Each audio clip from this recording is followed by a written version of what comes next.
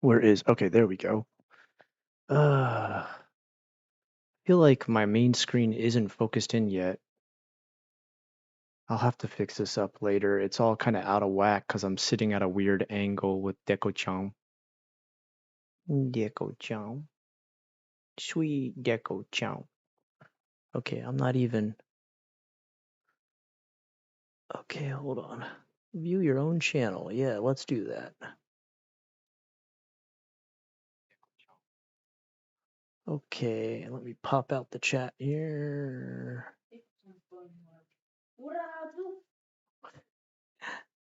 Deco-chan, oh, he's a sweet boy. He the sweetest of boys. Okay, there we go.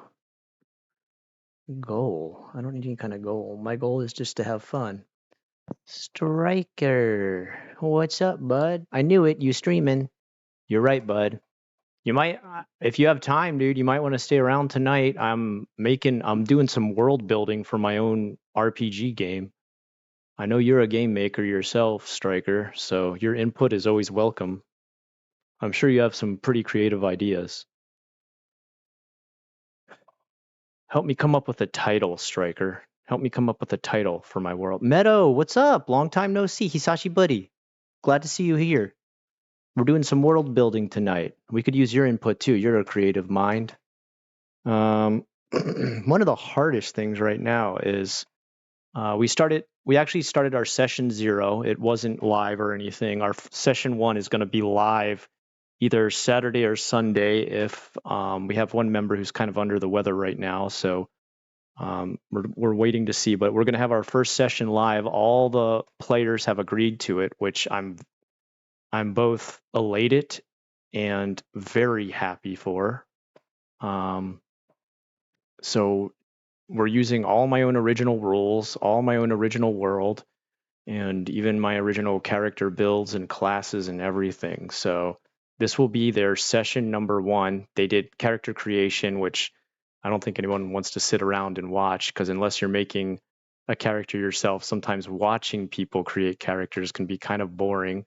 It's really exciting, though, if you're the character creator. I know that. That's one of the things I love the most about playing tabletop RPGs, is just making my character. I would spend hours and hours making my Dungeons and Dragons characters.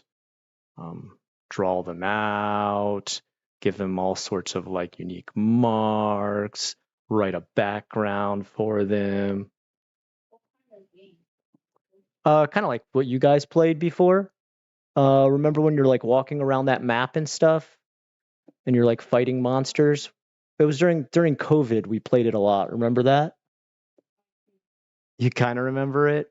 Well, I've completely created my own rule system and everything for that. So we made our first characters last week. Everything went really well. We did like very, very small kind of introduction role play session. The rules so far have been working out, which I'm very happy for, because it's always like the hardest thing. Anne, all right, you're on too. So Anne's one of our players. She's going to be joining us. She's got an awesome character. I really like how unique her character is. And we've got Eric, who what is his? I think his name from Discord differs from his name on here. Tattoo Games is our other player, and Jonah, an inconspicuous fish. Don't worry, I'm not doxing these people. Anne's literally got her name there. And then Jonah is literally Jonah when he's on YouTube. And Eric, I don't think Eric minds everybody saying Eric. Of course, they're going to go by their very different names, which, let's see, got Toast. Anne's character is Toast. We've got Kizit, which is Jonah's character. And Eric, I'm forgetting your character's name. Oh, that's garbage. I should have them all memorized as the Dungeon Master. Anne, you're too nice. World building is the most fun for me. Hey, Alejandra, I saw your workout setup that you posted on Discord. You're going to get swole pretty quick, Alejandra. You're going to be hulking out in no time, I think. Hey, Deco. Please don't attack the headphones. Okay, I know it's funny how they're swinging there, but please don't attack those. He tried to steal my steak tonight. I cooked like a bunch of steak, which I'm going to eat in just a bit here. And Cassiel, I like that name. That's a great name, Cassiel. Um, yeah, you guys actually all came up. Sometimes people make names, and I'm kind of like, oh, okay. And I'm like, God damn it, I'm gonna have to say this name every freaking time we play.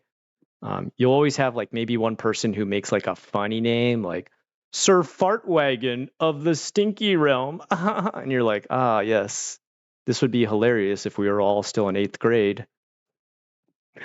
And so I'm glad all of you came forward. You like had actual like serious character builds, like serious backstories, like serious ideas about how you wanted all your characters to like look, and like sometimes you ask people stuff like that and you'd be shocked. They're just like, oh no, the fighter got a sword. Oh, okay. All right. No getting buff over here. You're gonna be swole soon. You're gonna be Yoga Hulk. That'll be your new name, Alejandra.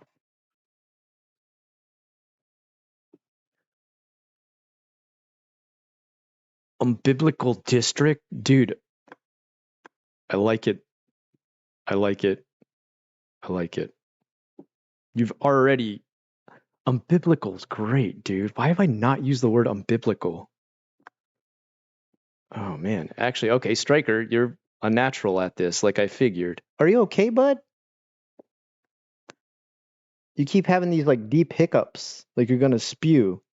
Please tell me you're not gonna spew. You know when your cat starts doing that, huh, huh? Why? What did he? I know. Recently, he's like eating like a monster machine, like as if you don't eat enough already. Deco, my God, man, Deco-chan. And then the worst part is like I don't care if a cat tries to eat plants because I understand that's like part of their digestion. Like that makes like their gut like what do they call it? The microbiotics or whatever in their gut kind of like balance. But this genius right here starts eating fake plants in my house and then is like, why am I so sick? Bleh. And you're just like, oh, because you just ate fake plants, dummy McDumb pants. It's okay, Deco. I love you. Yeah, dude, he eats like there's a reason why cats and dogs eat like grass or like plants. It's because they like it literally does help their digestion. But like I guess I thought like they can smell the difference, but he's just like, me eat fake plant. I taste like plastic. Bleh. And you're just like, great, thanks a bunch, bud. Yeah, we have real plants in the house. Like if you want to chomp on them, I'm not gonna get angry. It's just your natural. No, I mean we do have some natural plants. Oh, you mean buy him his own separate plant? Oh, maybe I should do that. Um, oh no, actually, you'd be surprised. When I open the door, he will not try to escape. Like he'll go out there and sniff it and be like, "No," because he was 7 years astray. It sounds like a really like emotional cat movie. 7 years astray. Um, yeah, that's really long. That's like more than half of a cat's life almost, because they don't really live that crazy long. So when I open the door and I'm like putting trash out and stuff like that, he's just like, hell no, I ain't stepping back out there. The only time he gets a little bit interested is when Mr. What's his name? No, the possum that comes every week. Do we have a name for the possum? I don't know. We should give that possum a name. That possum visits like absolutely on time every time. Every weekend he's there. Yeah, you're right. He is. He's completely like, no, I'm not going back to that, dude. Os Opossum bin Laden? Osamu? What's Osamu mean? Okay, all right, we can call him Osamu. He's like, yeah, catnip is that good sometimes for digestion? I don't. Catnip's just like drugs for them, if I'm correct. Like it pretty much just like makes them loopy. If they actually get too much, it can almost like comatose them. Oh, I gave him my last name. I remember that. Yeah, that's right. Osama Ackerman. Osamu Ackerman. Okay, yeah. There we go. He was here so much when my wife visited. Like my wife was so happy. She like literally to give you an idea like how happy she was to see this little critter, she would like every time she would start cooking, she'd put aside instead of just like throwing in the trash like certain parts of like, the chicken that you don't eat and stuff, like a gizzard and like certain areas of skin and stuff. She'd put it aside and like save it in a little area and then wait till she was done and then gently drop it in the bottom of the trash can. And he was enjoying the hell out of it. Like he looked so happy. His nostrils like, and he's like, yeah, she was so stoned. He's so calm. Like the first time he ever saw me, he was like kind of aggressive and like hissed and opened up his mouth really wide and kind of scared the crap out of me. But now he gets in there and he kind of just looks up and he's like, all right, what are you going to put in here? And so I'll gently like drop some stuff in there. I've got 3 other trash cans, so I don't need to like dump the trash on top of them in there. I'd never do that. And he'll sit there and like eat like, anything left over from eggs or meat or anything like that. And it's like fresh stuff. We're not throwing rotten stuff in there. And he enjoys the hell out of it, sleeps there from usually Friday all the way till Sunday. And then he looks like he's ready to go on Sunday night. So I drop the stepladder in there. He climbs out and doesn't come back till the next weekend. It's really interesting. Although recently I had a giant raccoon visit after he came, and the raccoon was like super pissed off that everything good was gone. Like the raccoon kept being like, "Are you serious right now?" Like digging through the bottom, like hanging off the side. Like, where's the good stuff? Well, sorry, dude. Osama Ackerman ate it all. Trasher Ackerman. I kind of like that name. That's kind of good. Maybe Osama. Yeah, Osama Ackerman is actually kind of a hard name. Gomi. Gomi should be his name. Gomi boy. Kind of mean. Gomi boy. I like Gomi. Gummy boy. All right, we can call him that maybe. Gomi is just kind of like trash, like the trash boy. What does Osamu mean? Is there like a kanji for that means anything? No, nothing in particular. What made you say Osamu though? Oh, okay. Yeah, Osamu Ackerman, it is hard. Gomi boy. I like Gomi boy.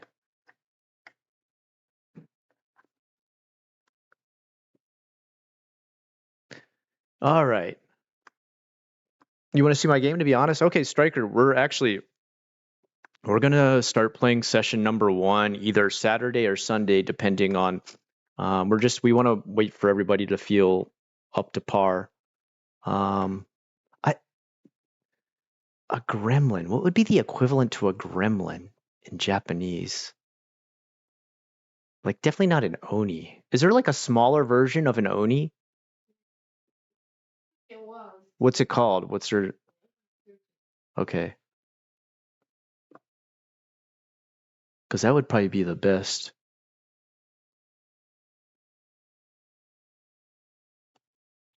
The coolest and probably like Alejandra and what's her name? Grumpy Possum. You'd really like this kind of like demon slash yokai type animal. Is there's this type of weasel that instead Kori Kooni, that makes sense. Child demon.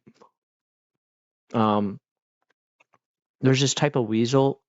I forget what they're called. What is the weasel called that has like blades for hands? Mm. Hey Alexa, what is a weasel in Japanese?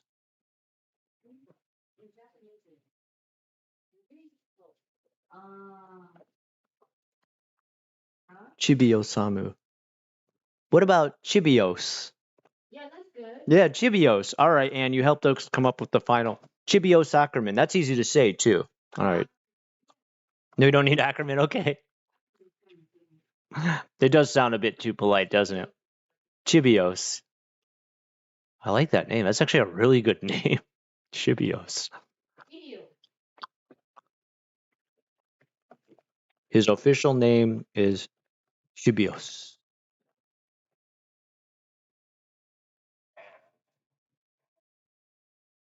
That's kind of like almost like tiny hello, baby hello. That's kind of a cool name. I like it. A teeny tiny hello. Cool. I like that. Okay. Biblical district. All right. I got to write that down in places. And by the way, anybody who does donate anything to, and I'm not saying money, I'm just talking about ideas. We're going to make sure we add you in any kind of credits for.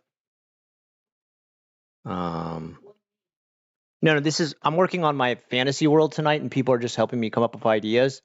So when I do, like, I do plan on eventually publishing like mini rules for free, and we'll give credit to anybody who's like, don't like adding ideas to this. I'm not gonna be like, it's all my ideas. Thanks, losers. All right. Biblical district. I really like that name. And what was that other one that someone said? Chubby Osama. No, Striker, I already added, I just added yours. And someone said something else. Oh, and Anne said, fate be with you. Okay, those are both getting added. Fate be with you sounds awesome. All right, that was Anne and Striker.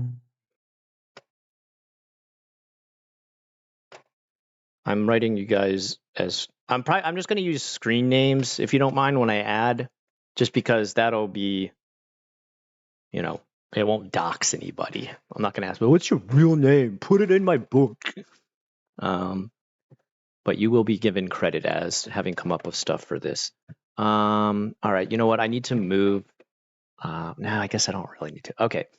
All right, so I can tell you a little bit so far about where we're at. We're starting the game in a giant continent known as Indula Crux. Indula Crux is based around the venial sin of gluttony. So everyone there, like their entire life revolves around adding more and more food for what's called the endless feast. Man, I need to blow my nose. Sorry, I gotta do it. It's like driving me nuts.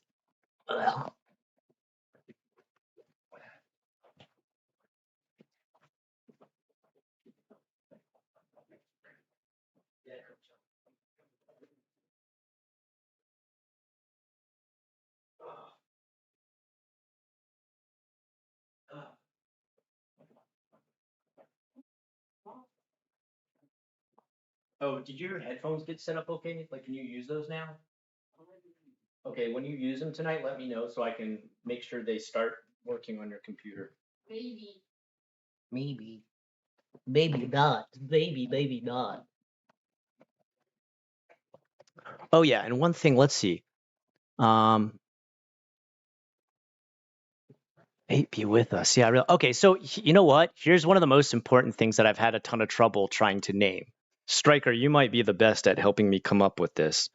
All right, so the whole idea behind the world is pretty much this guy, the main god known as the All-Father, who you'll later find out is like far more corrupt. He's not as like divine and amazing as everybody on Draththorn, that's the planet, believes he is. He sent his only son, the All Son, down to Earth to lead sort of the chaos of Draththorn into the way of peace and harmony. And it did work. It worked. The All Son chose 7 different disciples to lead the 7 different nations of Draththorn into peace and harmony.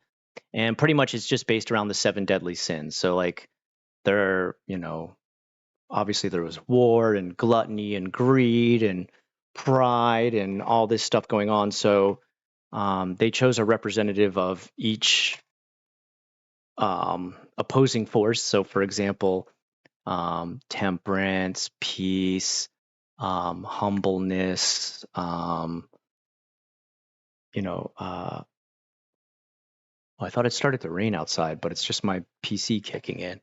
All kinds of stuff that, the opposite of. I've got the whole list written down here. And pretty much what happened was after the whole world, Drathorn like was totally in the way of peace, following the seven peaceful paths of the All Father, who the All Son sent down to give this to the world. He was like, all right, guys, I'm glad I was able to get you guys in obedience under the laws of the All Father. The All Son has the way they were very easily able to sort of enforce these rules. They didn't. I shouldn't say enforce because it wasn't like a hardcore lockdown and the 7 disciples that the All Son chose. He gave them sort of like semi-divine powers. So he gave them what was called all flesh, which means like their flesh like could stop, wounds and bullets and swords and knives or whatever would, try to kill them, because he didn't want their path to be stopped halfway through. You didn't want to like, oh, we think you're a hypocrite and we kill you, and now like the path can't be, taught as far as whatever peaceful path that divine disciple was trying to preach. And it also kind of showed that those who follow the path of the All Father are gifted with things far beyond the mortal coil. So they had that. They had wings. They got halos floating above their head. And this kind of halo allowed them to speak like every language possible, so that as they went about teaching their philosophy, they didn't have any kind of communication problems. Um, and there's some other minor ones, like some of them had I shouldn't say like weapons, but they had altered holy tools that they used. So after the paths of peace were taught, like I said, the All Father was like, great, thank you, All Son. I'm going to go ahead and bring you back up here to, coalesce with me once again, because we are two in one. A dichotomy. There you go. That's what I was looking for. And after I leave, the world will go back to being mortal, and you will all be gifted in the afterlife, known as Provenia. That's kind of like Elysium or heaven or whatever you want to call it, as long as you follow my wonderful path.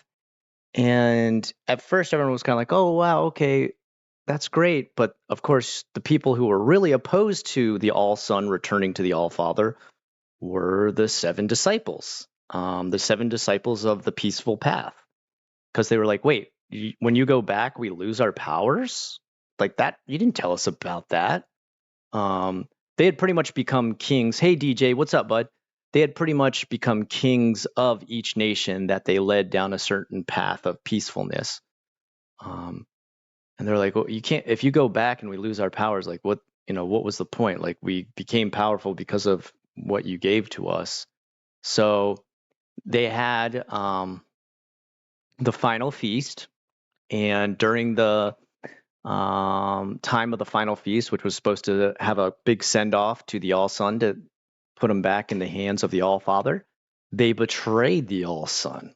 And the way they betrayed him was pretty much by performing a sacrilegious ritual known as crucifusion. And crucifusion is pretty much not crucifying someone, but actually taking them and bolting them into the All Father's cross, which is a little bit different from the Christian style one, turning them upside down, inverting them, and then burning them in the lowest pits, of which is called the undergrot. And the undergrot is kind of like where all evil dwells. And they knocked them out by, drugging whatever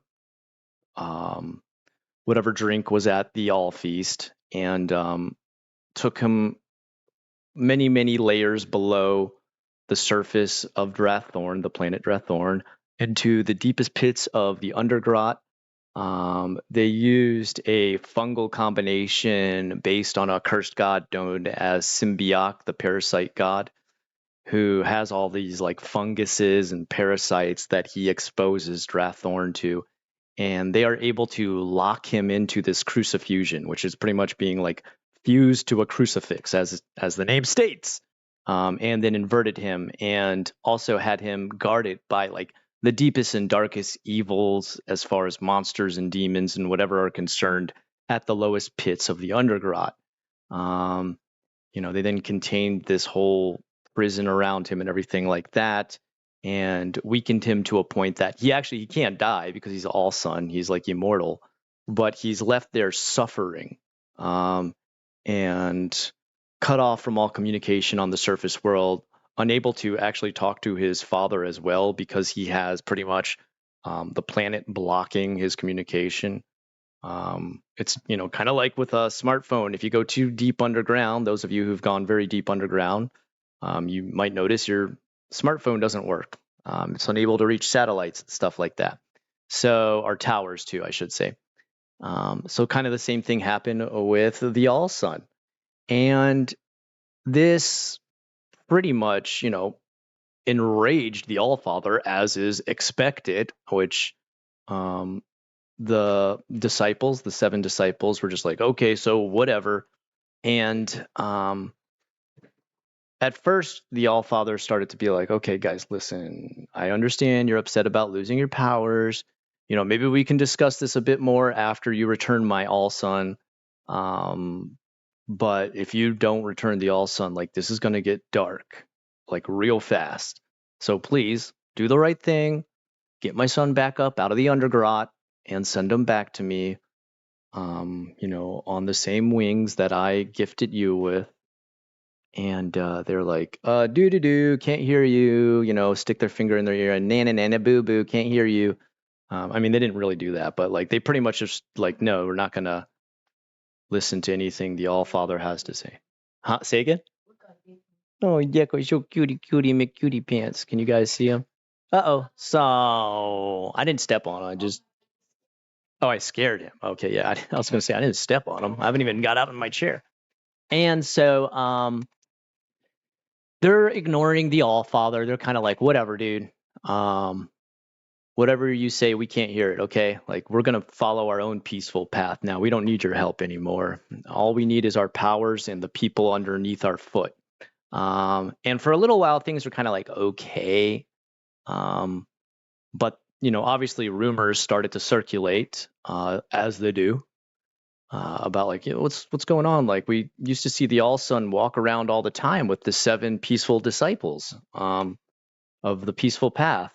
And we don't see them anymore. And in fact, the weirdest thing is they've kind of all split up and gone their own ways and are now into like politics and stuff, which is so weird because like I can't really imagine like holy religious stuff kind of mixing its way into politics, but I guess it makes sense. They want to rise to power because they know what's best for us as, the closest followers of the All Sun. So they were easily able to gain power and reach the level of emperor, king, ruler, president, whatever they are for each of their countries, because each country obviously is a little bit different.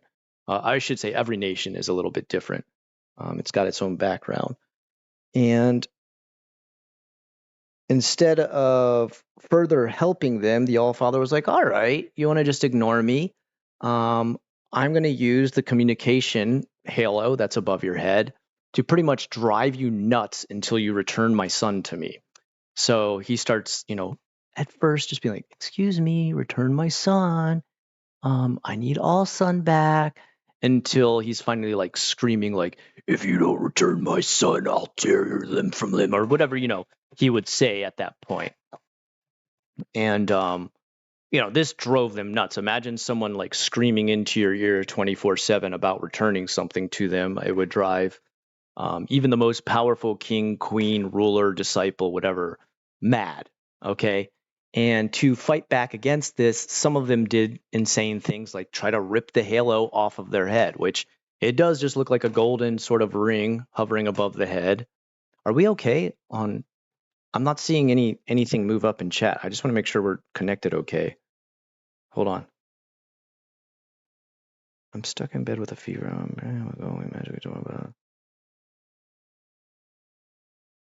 No worries. Okay, hold on. I'm talking to one of my players who's he's under the weather right now. I want to make sure he's okay. No worries, man.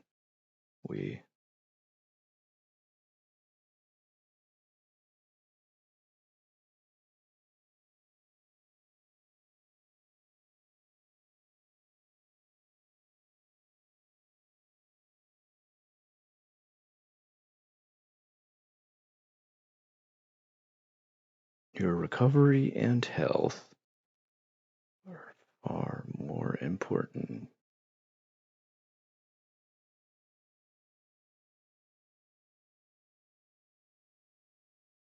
Rest well and contact me when you feel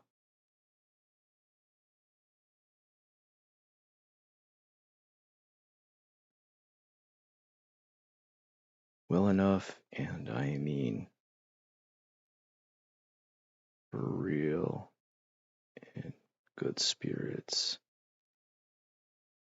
to be able to fully enjoy the game. Oh, okay. What's your glucose? I'm just listening. Okay, everybody just listening. Okay, all right. I just wanted to make sure. Like, Okay. Isaac, what's your glucose? Hold on. Let me check real quick. No thanks. Okay, come on, man. Google, go back to it. What's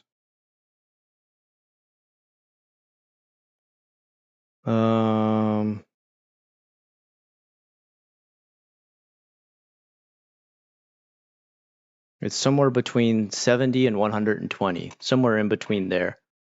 Let's see. The last time I had a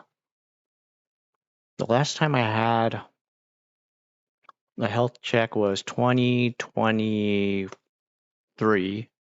At the end of no, it would have been 2024 because it was summertime when I was in Japan. And I'm pretty much, I'm pretty healthy.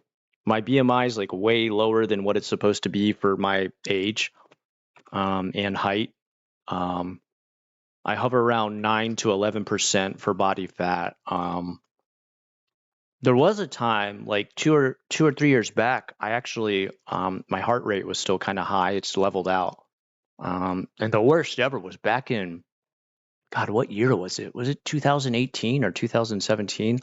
I had an iron deficiency. Like I had internal bleeding that was like dropping my iron levels so low that when I woke up, it would feel like I never slept. Like I was always insane tired. That was the worst. What's your social security? Oh yeah, let me give that out real quick too. And password. Oh, I use the same password for everything. So let me give you that real quick. We need to bump those numbers up for my glucose. I don't really eat, like the only sweet stuff I really eat is either fruit or protein bars. I think protein bars can actually have quite a bit of sugar in them. But I only eat one time a day. I pretty much do intermittent fasting every single day of my life. I usually get myself between 5 o'clock. Well, no, actually, it's a little later tonight. Usually between 5 p.m. to about 8:30 p.m., depending on when exactly I cooked dinner. Obviously, sometimes it takes longer, so my feast begins later. Okay, I'm getting way off topic. What am I doing? Isaac, you're here as a glucose agent to distract me. And I don't really drink any sugary drinks at all. I drink like Crystal Light, but it's like 5 calories or something per 8 ounces or something. Okay, so let's get back to what we were talking about. So the Allfather starts to pretty much rip into the psyche of these seven disciples by talking through their halos and like driving them nuts. To rebel against this, some of the disciples try to rip it off. When they do this, it pretty much is like the equivalent to like ripping off the top of your head. Like it's, literally using some of their own holy slash metaphysical slash actual bio and anatomical connection to infuse to them. So this, damages, not only their brain and their body, but it at some points mutilates some of them. Like some of them receive like ultra bad burns. For example, the ruler of an area called Gorgolan, she attempts to burn it off. Like she attempts to, and she's like, I saw other people tried to rip it off and it didn't work. So I'm going to literally like, melt the thing by using, but what happens instead is like it melts and literally pours like molten gold all over her face. And she becomes like horribly, mutilated and, burned by this molten gold that spills all over her face. It's not actually gold. It's some other element. Oh God, I got a real kink in my neck. I gotta put a patch on there or something. Jorge? Oh, is it like Blame It on Jorge we're talking about? American Man, welcome. I am also an American man. Big fan. Really? Holy cow, is American Man somebody big? I'm sorry if I don't know. I should know. I'm sorry. I'm not trying to downplay who you are. American Man. Wait, let's try it. Is it at American Man? Oh, no, you only have 8 subscribers. I thought you guys, the way you were talking about, I'm like, oh wow, is this guy like a huge deal? Ooh, Fear and Hunger. You're a fan of Fear and Hunger. All right, you've come to the right place, American Man. Very happy to see a Fear and Hunger fan here. You know what's good, man. My game is somewhat inspired by Fear and Hunger.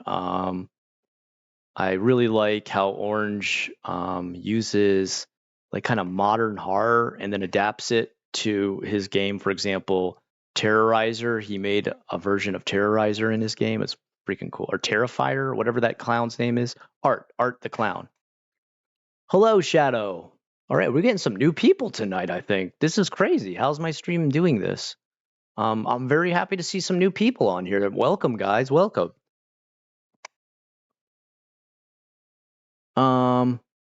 Back with some chicken and brutal fruits. It's nice.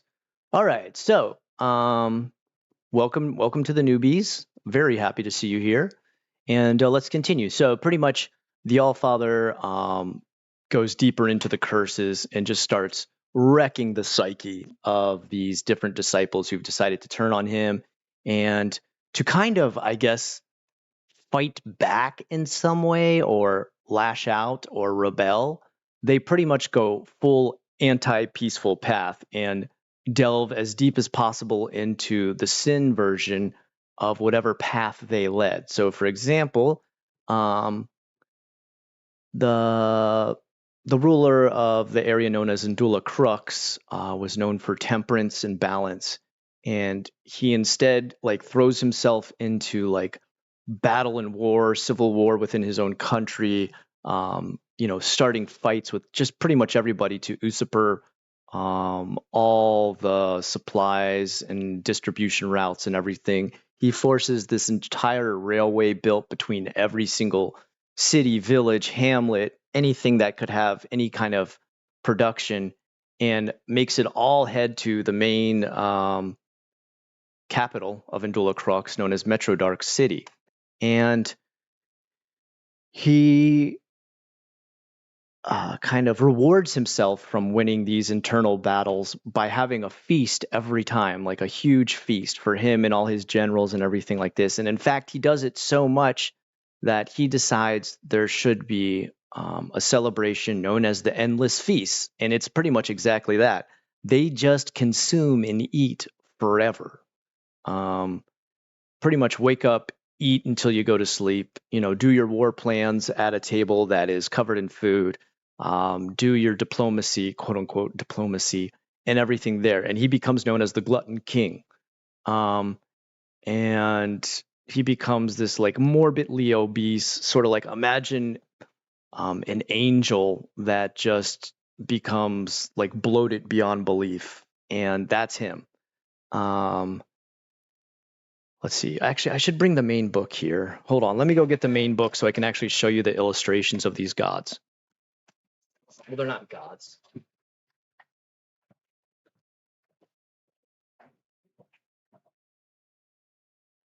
Yeah, let's turn them on, Scott.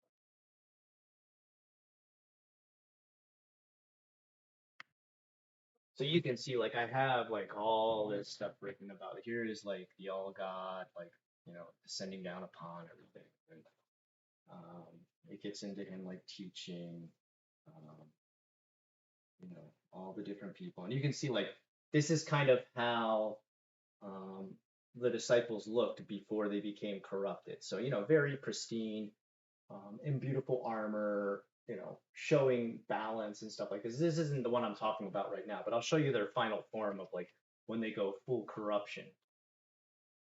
Oh, Alejandra, thank you. All right.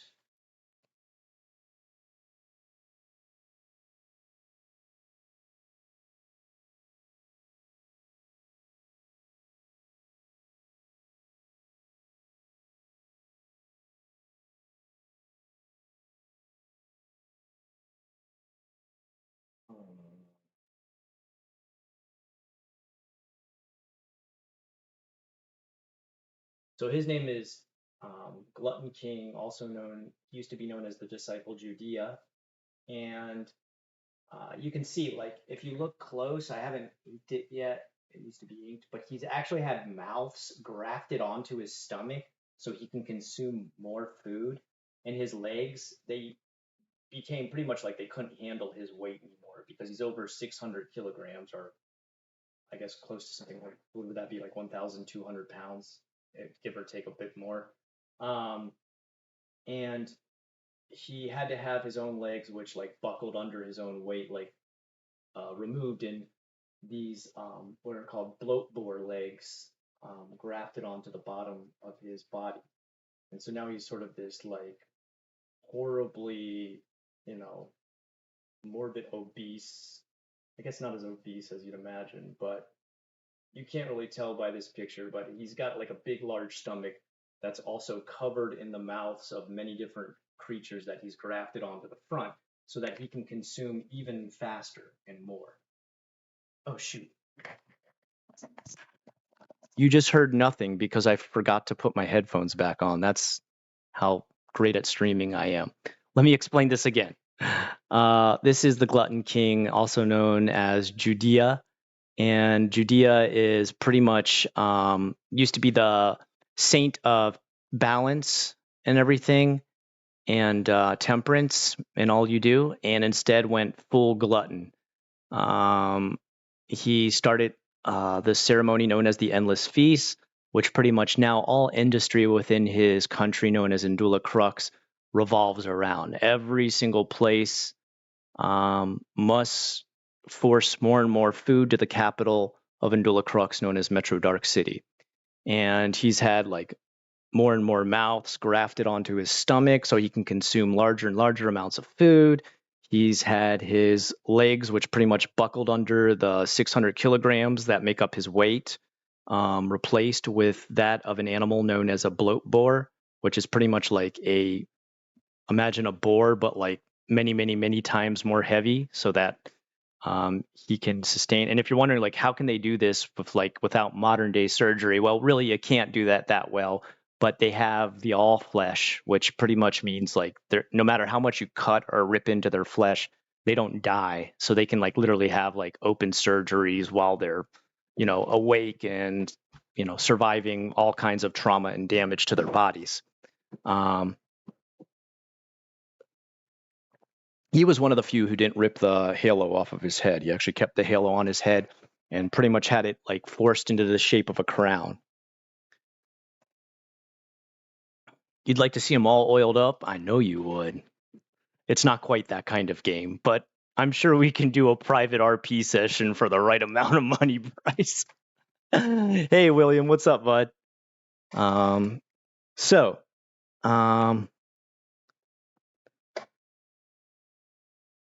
yeah, it says slaughter for meat hooks, flesh for the bone saws, endless feasts for the glutton king. This is kind of the chant of like, he's got these big bone tribes, and they're called bone tribes because pretty much they skin, kill, and hunt every single animal they can find in order to offer it up to the glutton king. And they send it on these rail tracks that even the most primal village ever that's built in the middle of the sticks with little to no technology has a rail car tracked all the way out to them so they can throw bundles of like I forget what the whale's called. There's like this big whale that has like three different it's like 3 times bigger than a whale that would be on Earth, and it's got like multiple faces and stuff like this, and they pretty much hunt these down, use their bones for all the huts and everything that they build, and then send all the flesh out to the glutton king. And they like chant that chant as they do these hunts. So pretty much this is the pathway of every single disciple throughout all of, and like you can see some of it started to like kind of twist all different types of nature and stuff like that. Like people who become like too obsessed with grafting mouths onto their body become these things called globulocs, which are pretty much like endless feast obsessed patrons of the glutton king, which like their whole body becomes consumed with ways to eat. Pretty much their entire existence revolves around it. They have like even their eyes replaced with mouths.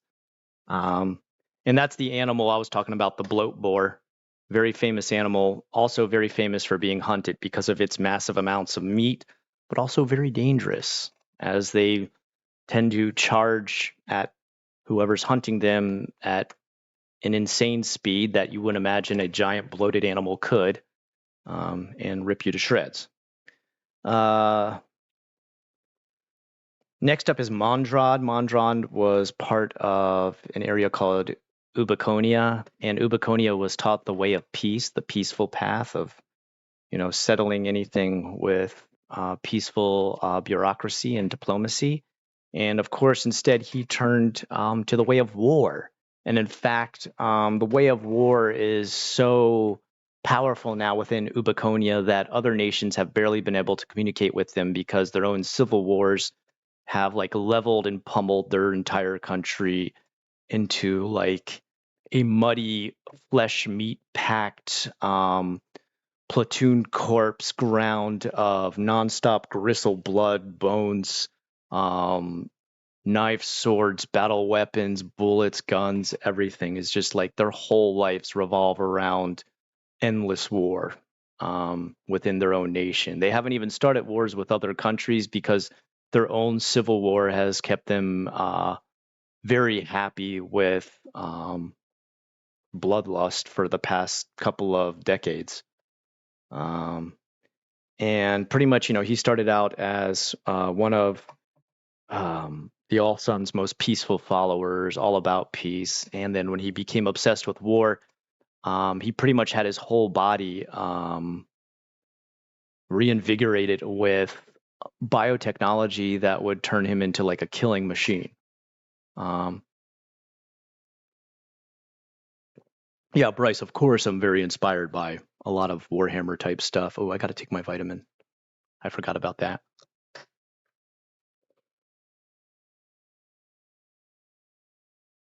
Ugh. Yeah. Blah. One more. Blah. Yeah. It does not taste good with drinking this soda.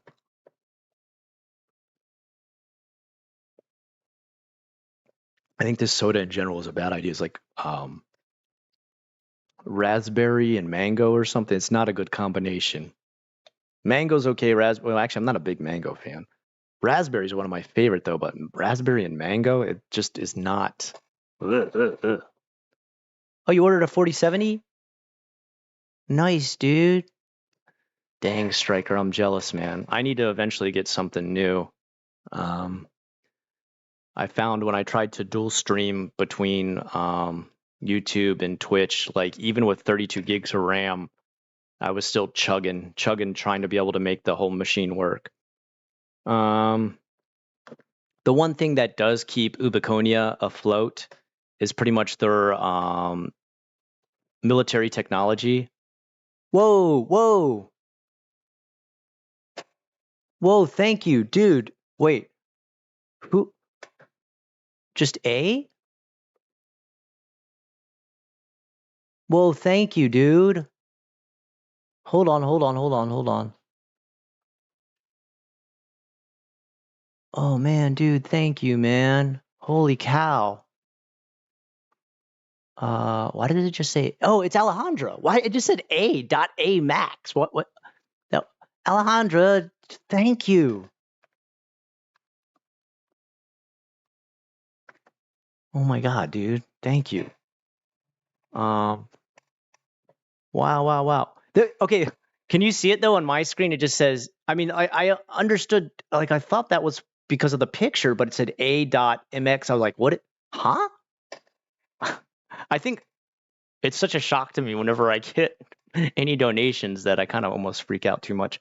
But wow, thank you so much. Thank you. I can tell you what, like that money is going to go back into making more of this stuff because my dream, and right now this is why we're playtesting it with 3 wonderful players who are also moderators and part of the Unrest team, is because if everything goes as it should and all my rules work because I've made the entire world, the entire rule set, everything. This is not just a homebrew. This is literally like from the grassroots homebrew.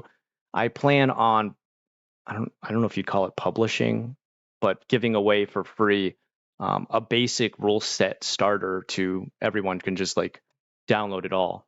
Um, I want to make it as open source as possible that people can just take pretty much anything I make and make it their own. Now, the only thing I would eventually add is that if people want to buy the campaigns or buy the minis, because I'm gonna make minis behind it. As first, I'm gonna go with paper minis, but I have had some people offer that they can print 3D minis.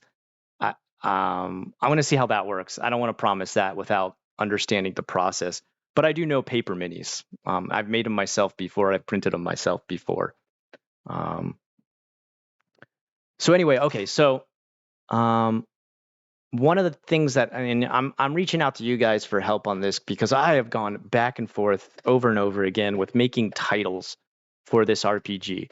If I go through the whole thing, pretty much I'm going to tell you the 7 disciples and how they've become so corrupt that not only are they themselves to the very deepest, darkest parts of their soul corrupt and like altered in every way, that the people of their land have been altered by their um, absolute indulgent soaking of sin.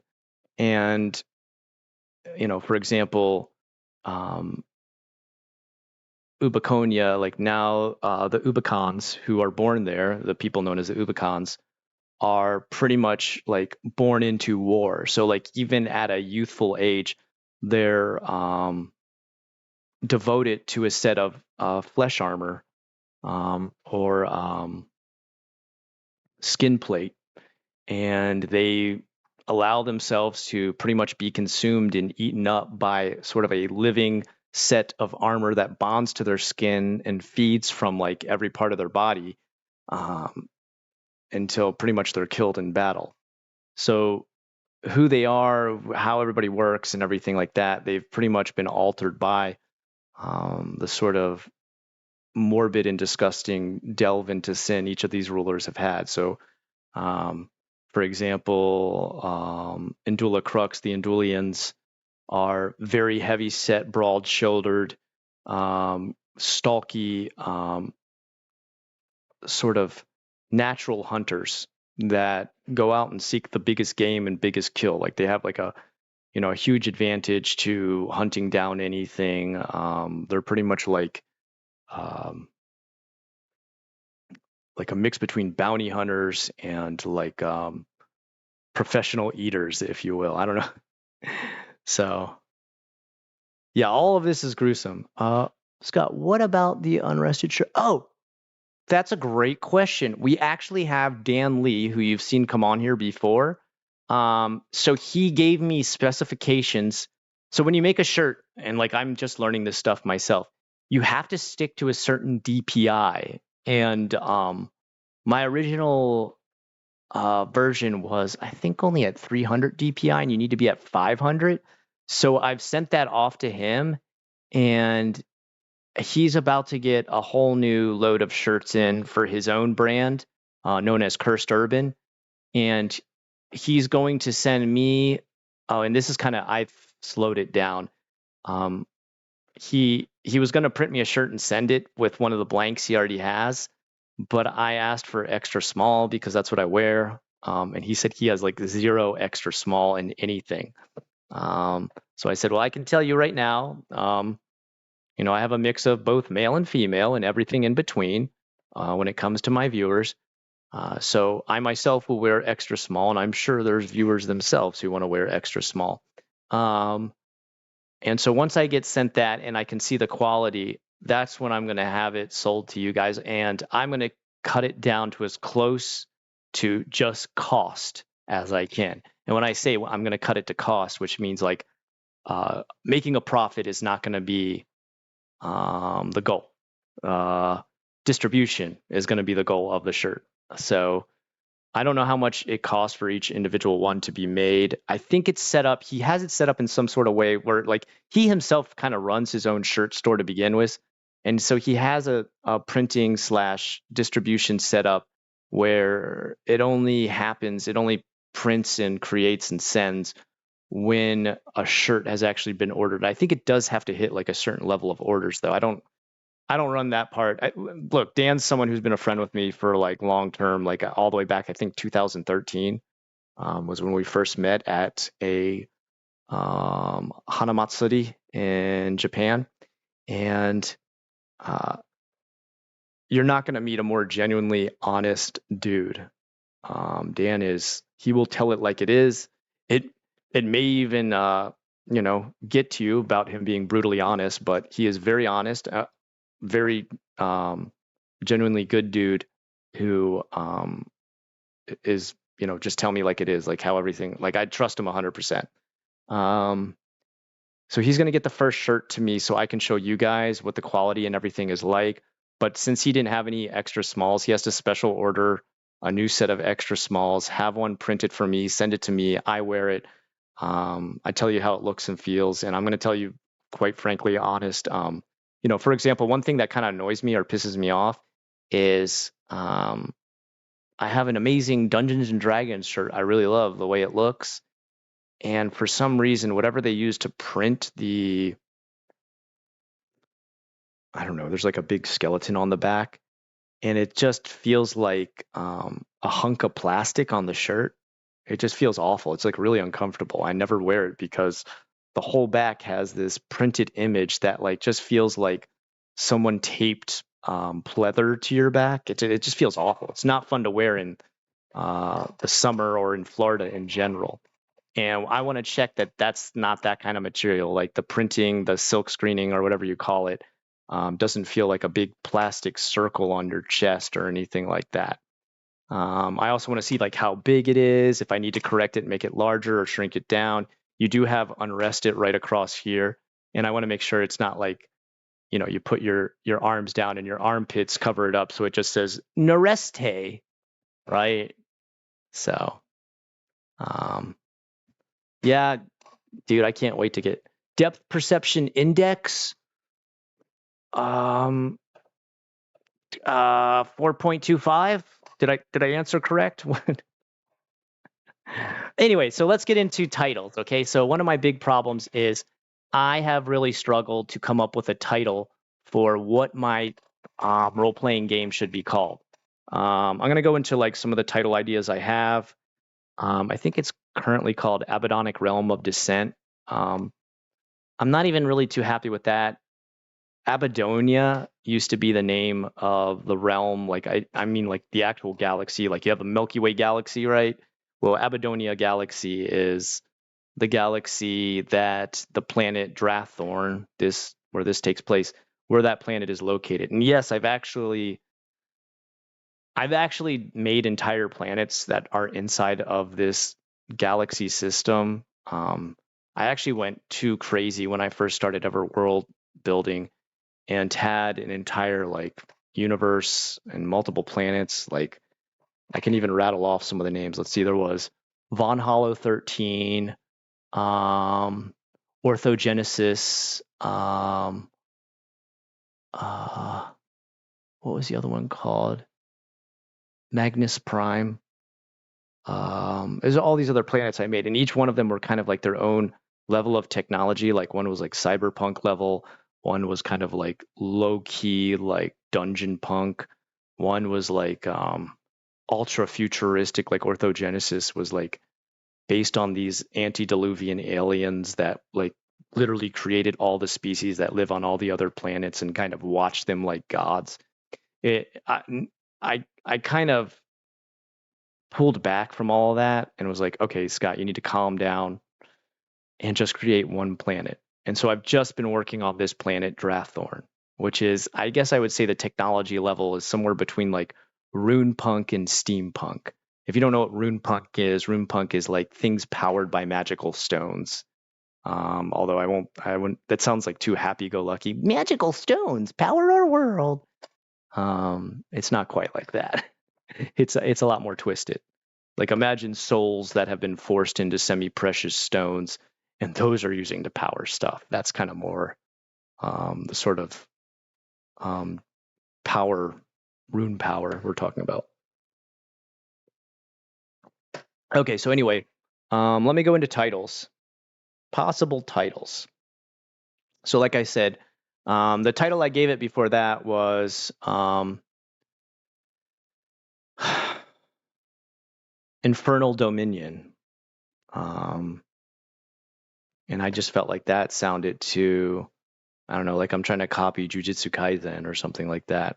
Um, let's see. Um, so here's some other possible titles. Right, Life as a Rock would suck, but if you think about it, they kind of do that in Skyrim, right? Isn't like the soul gems or whatever they're called? Like you're killing stuff and trapping it into soul gems, and then those soul gems power things. Skyrim's kind of rune punk. All right, possible titles. These are not great. I don't like them, so they're not going to be used. But like, here's to give you kind of an idea, sort of an aesthetic for what I'm going for as far as a name. And like, here's the problem I'm trying to overcome. The name of the planet is Drathorn. It's got all these different nations in there. There's 7 different nations: Indula Crux, Ubaconia, Gorgongolan, Attica, Zumakin, and I'm forgetting something. Oh, Euronymith. Oh, and Zalchiomis. I think that's all of them. I think I named everything. Um, so I can't name the RPG after the planet. I guess I could name it like Oracle of Drathorn, which I considered, but it just sounds like so boring. Oracle of Drathorn, only Drathorn. See, the problem is like eventually I am going to make these other planets, and I want this name to be able to be understood as a title for everything. So, for example, um, calling Dungeons and Dragons is fine because you could make multiple planets and they could all deal with dungeon delving, right? Calling your RPG cyberpunk literally is you're just like tying yourself into a timeline as far as technological advancement. It works. Shadowrun, that's another good one. Shadow running is pretty much what people do when they, I think, log on to like the metaverse or whatever is considered like the internet. Um, what are some other really good names? Like Deadwood, that's a really good one. You could add an infinite amount of stuff to it. Um, Slacky Moo, hey, welcome back. I love that name, Slacky Moo. That's such a good combination of words. Okay, so here's the titles I've kind of run around with.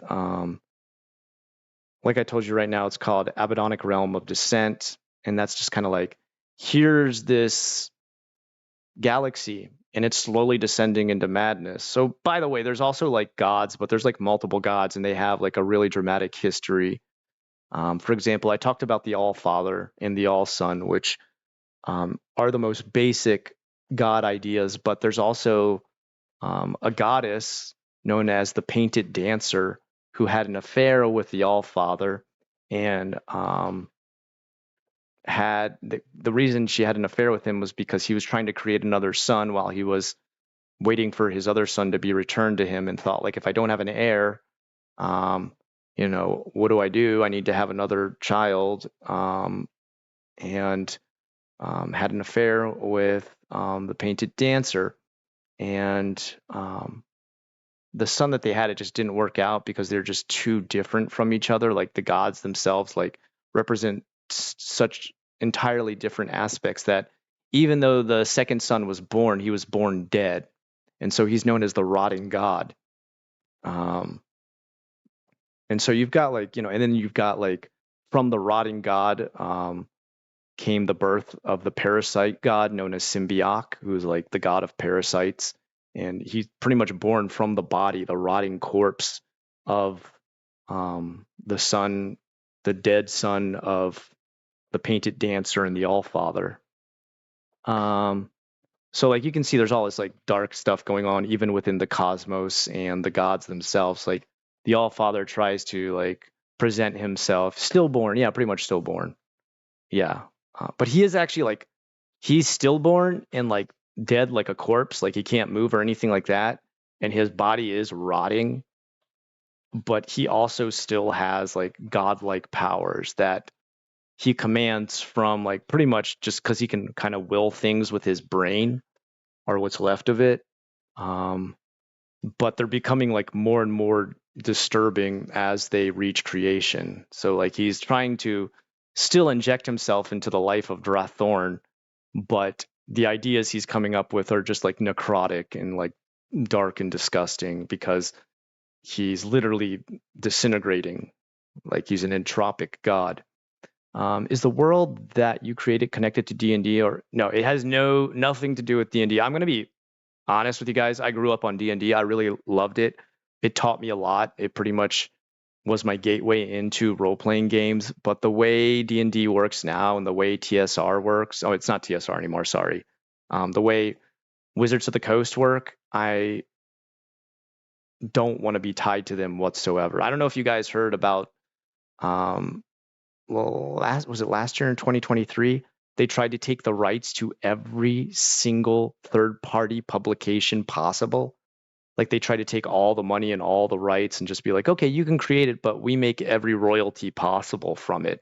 And people were so disgusted by that that like um, even Critical Role, like that guy broke away from Dungeons and Dragons and was like, okay, we need to make our own game because that's disgusting that you would do that.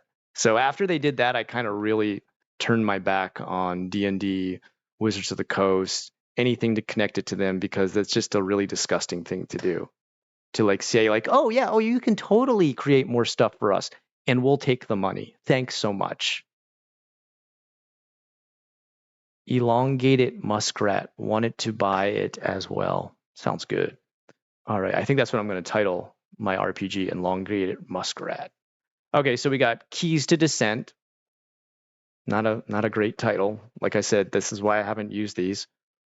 Oracle of Descendancy, and yes, descendancy is not a word. I made that word up, but it sounded cool.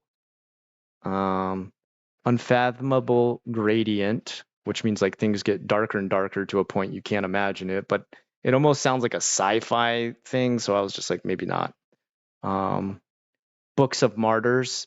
Um, so like pretty much every player in this game is like a martyr for the All Father. Like they're pretty much their duty is to get the All Son back. Oh, and by the way, okay, so I should explain this. It's kind of unique as a player. When you first become a player in this world, like when you create a character, they're dead. So you've died and you've been granted undeath by the All Father. And the reason um, people, I say people, but no one's an actual person, there's different races. The reason he does this is because he wants to enlist you to get back the All Son, to travel down to the bottom of the Undergrot and retrieve his son so he can get back to him. And the reason the All Son chooses dead people to raise from the dead to find him is because this is the only people he can communicate, those buried within the earth. And when you die, you're buried. The All Son is buried already, and he has no communication with the outside world. He can't get above the surface. But if you go below the surface, you can start to hear him call out to you. And when he finds a worthy soul who he's like, I think this is a person who might be able to retrieve me from the bottom of the Undergrot, he reaches out to you, says, look, brother or sister, follower. He calls them all an all child. You are an all child of the all son's eye, and he sees you as a worthy leader in the quest to bring him back to the surface. So even though death may have befell you in your mortal existence, you will now be risen from the dead. In a ritual, it's known as the undeath dirge, and it's pretty much every single person who dies is given this ritual because people around them want to see, like, will they come back? And not everybody's chosen. Like, if you're an absolutely despicable, disgusting person, probably the All Son's not going to be like, ooh, that guy's evil. Let me bring him back. But if you have like a set of skills or have like some kind of like, he's like, there's something special about this person, he brings you back. And then like your town has a ritual for you where they have to give you your first quest ever so that you can prove yourself worthy of following the path of undeath. But when you come back, like you're an amnesiac, you don't know anything about like your past life. You don't even know anything about like lore of the world. So you're literally learning about all the lore of Drathorn, the same as your player, the same as your character. And it kind of gives a good reason of why, like, I always used to have this big problem with like, how could you be a 40-year-old ranger? You're only level 1 somehow, even though you're 40 years old. And I'd imagine you've probably been studying this your whole life.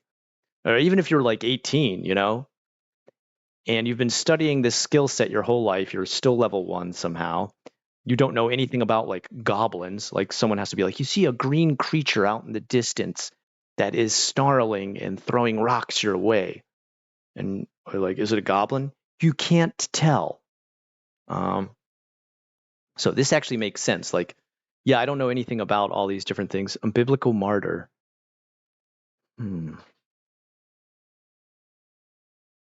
There isn't any kind of like biblical aspect, but I did write down a biblical district because there I could definitely see that working into things. So that's why you're called a martyr, is because you've kind of died for the All Son, and you may end up dying again. So the way death works, because you're kind of like, well, if you're already dead and you come back from the dead, if you die in the game, do you double die? Like what happens? It's actually no. What happens is after you've been brought back with undeath, you have what's called the curse of the animus, and the animus is pretty much the worst version of you. And as you take like major damage, like if you lose a limb, that limb is replaced by an animus limb, which is like a shadow version of you. And that is pretty much like whatever your character's like deepest, darkest desire of sin is. So like if you'd say like, oh, he's a great person who always tried to spread peace and prosperity everywhere he went, maybe his limb is replaced by some sort of like war weapon, from the animus breaking through if he loses a limb. If you die, the animus starts to break through into your mind more and more, and you'll be granted some powers from this. The animus is strong, but those powers are sort of a negative blessing / curse. And the more you're taken over by the animus from death, is the closer you're getting to become full 100% animus, in which case you're a lost cause. And you can't even play your character anymore. Kind of like the way, what is it called in Dark Souls? You go hollow. But the hollow guys are kind of like worthless, sort of mindless, wandering, skinny zombies. Whereas in this, you become some sort of like curse / bless shadow creature of the ultimate version of sin that you were born into. So unbiblical because they are all still tied to the All Father.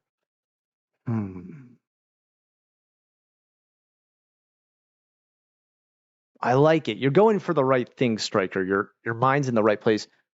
Unbiblical district, I would imagine more so severs and keeps unbiblical chords and use them as some sort of like reagent for spells or curses or bioalchemy.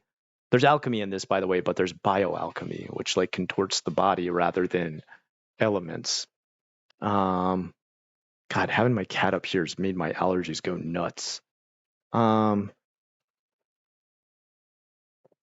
that's kind of where we're at now. We're deep within sin. Father, how about Martyrs of the All Father?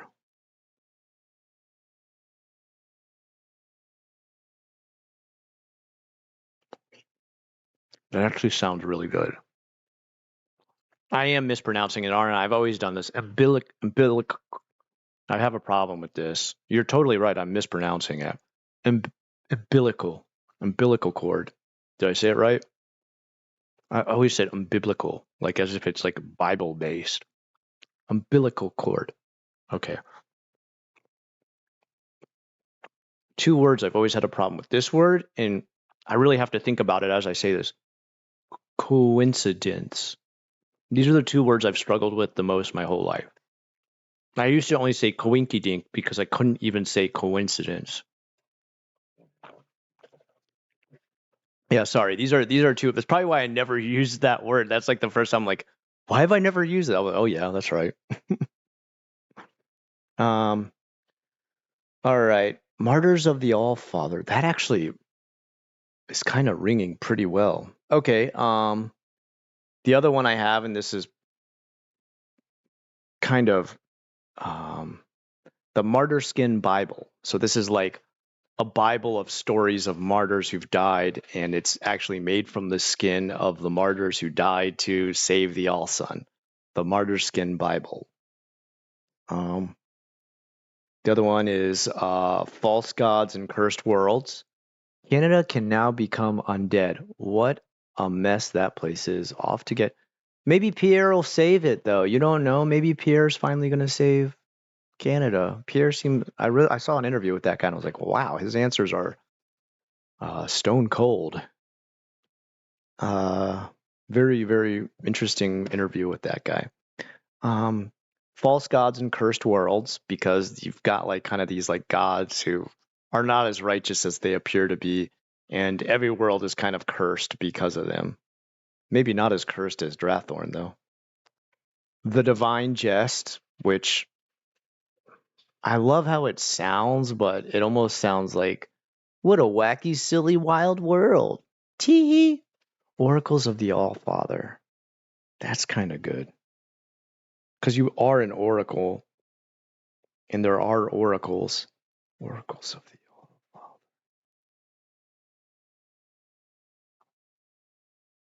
I like that. Martyrs of the All Father or Oracles of the All Father. Here's a crazy one. I actually just found this word. I never knew such a thing existed, but last respair. And if you don't know what the word respair means, it's the opposite of despair. So if you're in despair, you're like, oh God, everything's going wrong.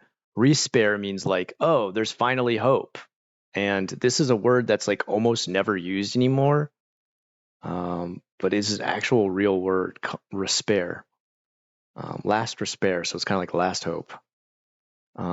This one probably not the best idea, but it kind of talks about it's kind of the type of gods. There's like three main gods of like the painted dancer, the All Father, and I don't know if I want to make Symbioc or the rotting god, the other main one, but it's the whore, the knave, the phantom, and that's I don't know if you guys understand, but painted dancer is kind of like she's kind of scandalous. You'll find out she's got like all these crazy things she's done, and it's all just for like kind of her leisure. Um, and that's what I've got. That's it. The next one is Fate Be With Us, which Anne actually made up. I liked it so much, I wrote it. I was like, maybe a title? Martyrs of the All Father, Oracles of the All Father. So it's pretty much what you guys made up. If there existed a word for martyr that survived, a martyr that survived.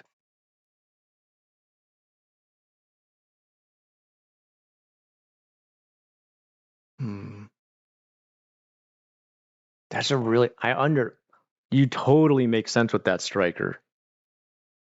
Like you've totally got the right idea too. Like your mind's completely on the same track as mine. What is a martyr? I don't think it works, right? What is a martyr called if they survive? Can you be a martyr without dying?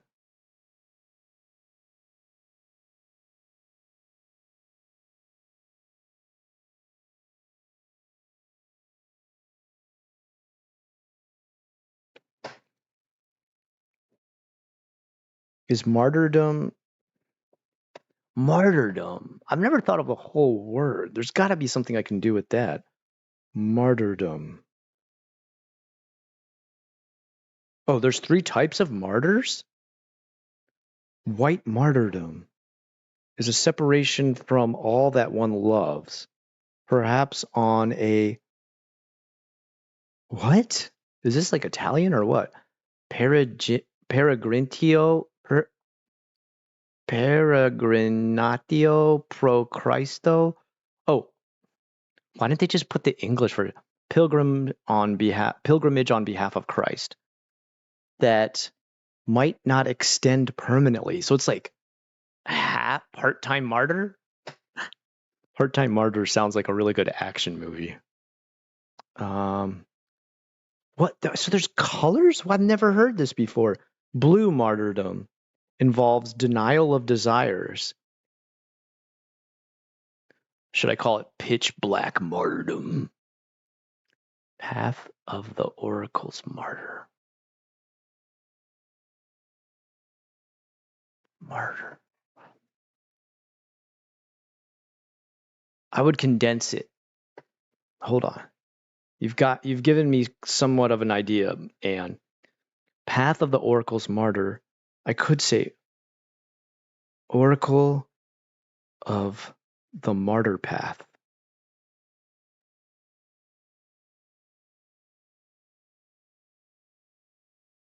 Martyr Path. Look now, yeah. So please realize we can make up our own words. Like obviously, Abaddonic realm. Like there's the only thing I don't like about Abaddonic is there's actually like a demon that's like really well known as Abaddon, and I feel like I'm stealing too much from that. This is another problem you'll find when you're trying to world build. You'll be like, oh, I got this great idea, and then you're like, oh, I've just stolen that idea from something I played in the past. That's not my idea. Apparently, this is like a really common thing that happens to a lot of writers. Apparently, even what's her name? The lady who is deaf and blind. Not Anne Frank. Why do I always mix up Anne Frank? God dang it. All of a sudden I can't remember. The famous lady who was deaf and blind. She wrote like a poem and it started to get like really famous and they're like, wow, this is incredible that she wrote this. And later she realized she had accidentally like just repeated a poem she had heard when she was like way younger. And she totally didn't mean to do it. It wasn't like her trying to plagiarize or anything like that. But Helen Keller, why the hell am I mixing Helen Keller up with Anne Frank? Yeah, so Helen Keller, she like wrote a poem, and it almost like people were like, you should publish this. This is incredible. And then like later, it was like just a like she had just slightly altered it, but was almost exact copy of a poem she had really liked as like a little kid. And like you can't blame her for that. Like writers apparently do this all the time. Like, well, they'll be like, I got this awesome idea. So, for example, let me give you my own. One of the worst ones I ever had was I had a god I always used to use called Atherox, and I used this for like everything. I was like, Atherox, it's the most original name I've ever come out with. Later, I finally realized it was from playing Warcraft and Azeroth, right? Isn't that the name of it?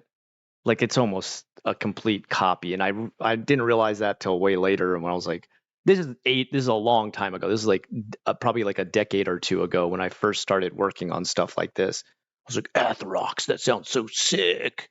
Nobody's thought of that. Azeroth. It's just Azeroth. And I was just like, oh shit, I just totally like lifted that. Um, yeah, it's not Anne Frank. The worst thing is like the reason I'm mixing those up is from that comedian who said like he didn't understand the difference between Anne Frank and Helen Keller.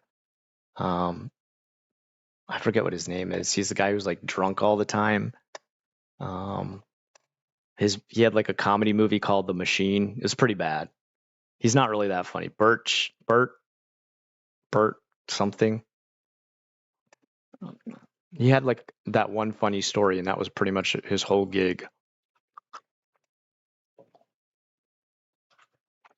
A full mert is a murder that survives? Hold on.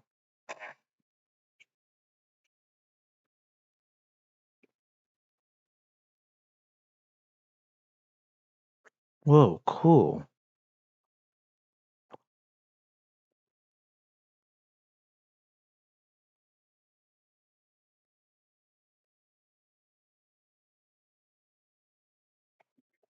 Grumpy, don't worry.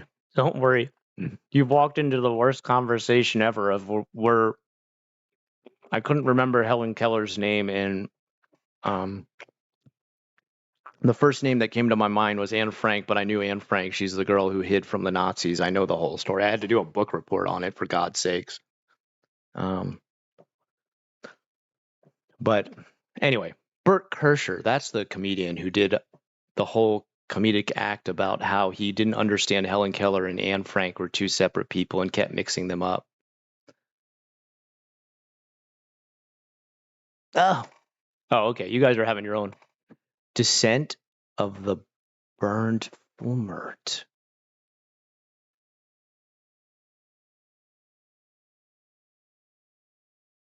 Hold on. We can.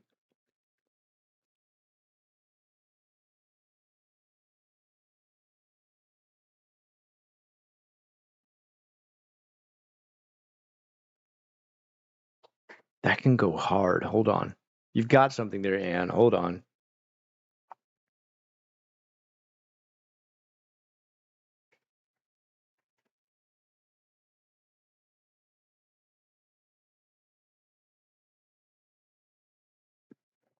Okay, go ahead. Go ahead. Go ahead. There you go, sweet pea. Okay, hold on. Let me put this down over here. Go ahead, sugar pumpkin. Get your big old chunky body up here. And no, you're not getting any steak. I hope you didn't hop up here thinking you're about to eat steak. Daddy's eating steak. You're going to stick to cat food. Yes. Mm. Smooches to you too, my sweetie boy. Oh man, I've been there before, Grumpy. No, no. Rubbies. All right, scorched. Let's go with scorched. Scorched fulmert.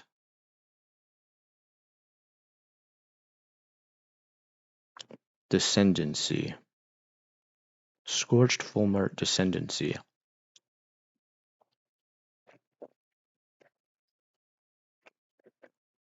All right, that's another good idea.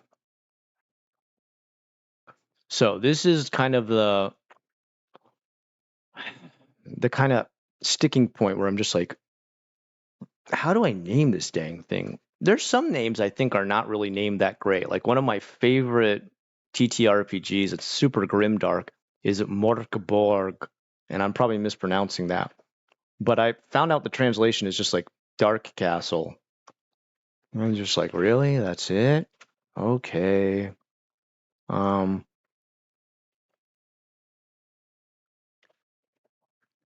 so like there is some out there that don't have like incredible names, but there's most do. Like, I mean, there is ones like GURPS, Generic Universal Role Playing System. I believe it was created by Steve Jackson. Um, Riffs, I think, was a kind of good name because like Riffs actually has like two meanings. But GURPS, I think one of the worst names ever for an RPG. Hey guys, want to come on over some GURPS? GURP time. Hey guys, let's go GURPing. GURPy derping. There is some poorly named. Um, let's see. But like, if you think about D&D, though, like everything they ever made, like was like a really good name, like Greyhawk. Although I don't know, I think Spelljammer kind of sounds goofy. Um, Greyhawk, Forgotten Realms, like that's like one of the best because it's like so simple. You're not getting crazy with the naming, but it has so many possibilities, like Forgotten Realms. Um, what else did they used to have? These are all gone now. Did you know they had like a Saudi Arabian one known as Al Qadim? Probably a lot of people don't know that. And there's actually even a Japanese based one. I forget what it was called. Dark Sun. Remember when they had Dark Sun? I don't know. Is Dark? I think Dark Sun's actually getting like redone. It's actually making a comeback. But Dark Sun, the lore of Dark Sun is incredible. If you ever, there's like this long 4-hour video on the entire history, lore, and like timeline of Dark Sun. If you ever want to read one of the most incredibly well put together desert-based TTRPGs, you need to listen to Dark Sun and just how it's so incredible.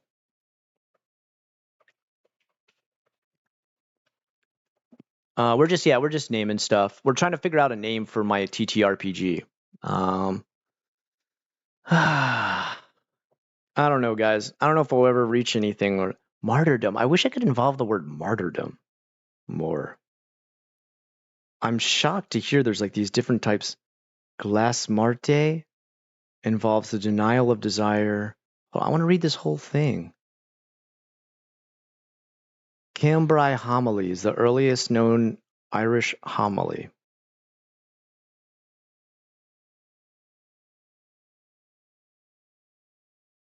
Homily of the Damned. That one sounds really good.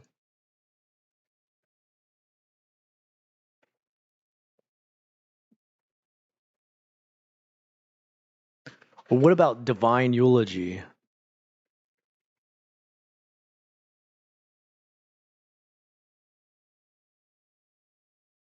But all these names I'm coming up with right now, like they kind of sound cool, but they sound like a really poorly equipped opening death metal band for like a really great headliner.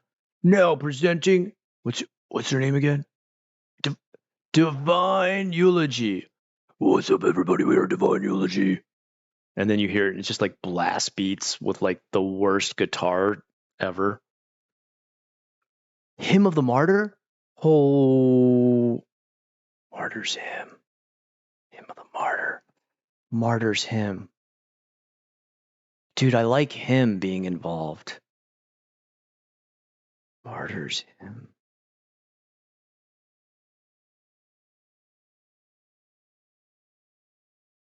I may actually go with that. Martyr's Hymn.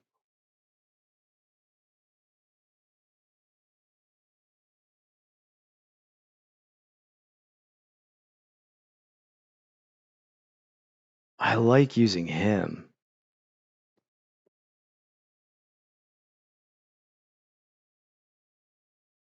That's really good.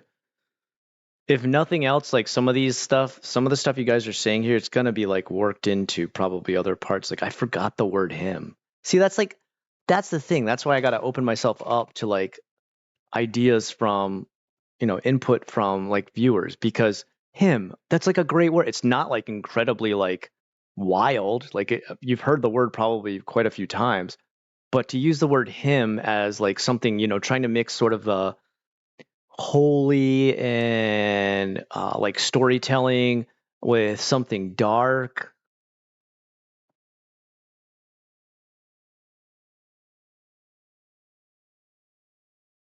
I like that. I wish I could use him. Jonah, don't. Okay, don't exert yourself, bud, man. I hope you're doing okay, man. It sounds like you're going through an awful. Um, all right, don't feel like you have to be here for us, okay, bud? Like, get back and get some rest ASAP, man. I don't want to. We're not playing the game or anything without you. We're not going to start until you're feeling better, bud. Okay, so please, just do everything you can. Ah, poor guy. Have you taken any medicine or anything yet? Oh, Journey to the All Sun? Journey to the All Sun.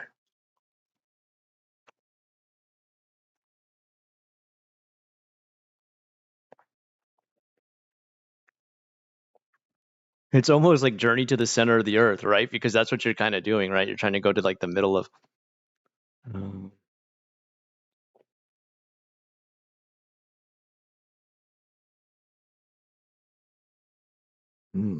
I kind of like that. I almost Journey to the All Sun. Because you're right, like that is like your calling.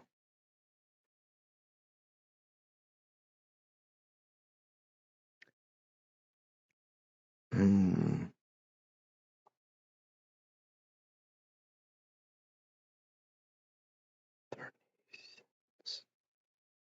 Orthographical.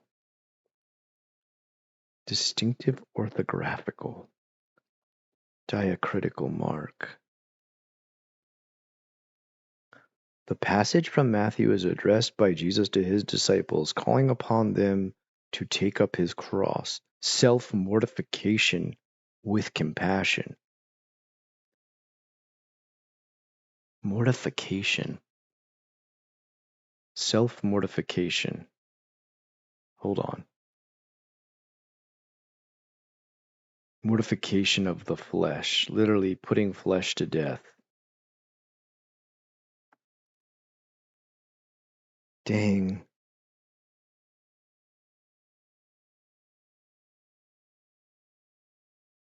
Mortification sounds too technical, though, almost like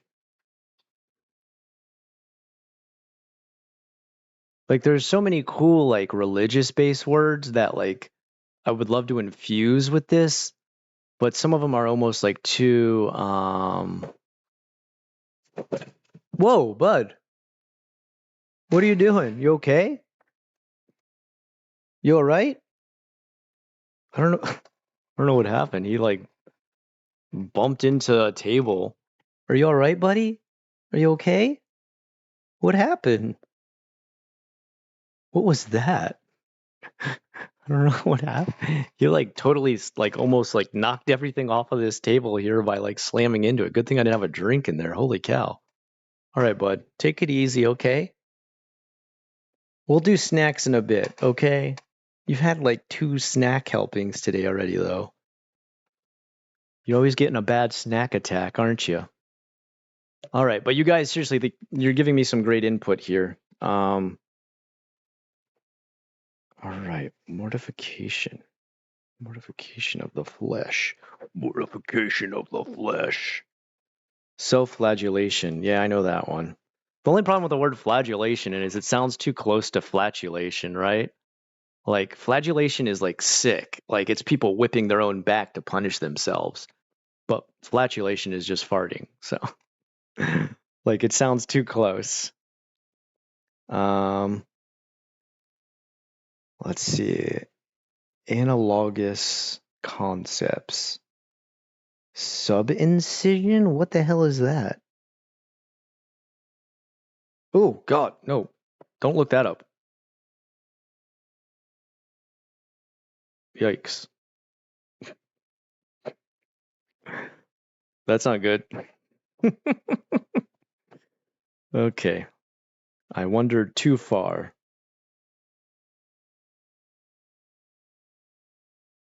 Meow. All right, hold on. Dang it! Now Ugh, I've lost. I lost the links I was on. Dang it!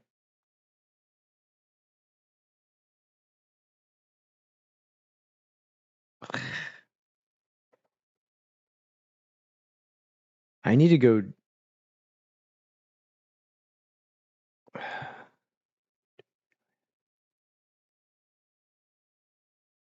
I need to go deeper into, like, I know like a lot of like deep religious words due to, having gone to Catholic school, like transubstantiation. Do you guys know that word, transubstantiation? God's flesh becoming the blood and the wine and bread. That's a great one, but it doesn't sound great as like a title for like transubstantiation, the RPG. You're like, what? Um, crumbling, rotting flesh. Um, there's a good word for it. It starts with a D. Not decay. Desiccated. Oh, really? When I meowed, your cat meowed back? Oh, cute, cute, cute, cute. It's super cute. Overload. Dude. Desiccated. That's a really good word for crumbling, rotting flesh. Let's see.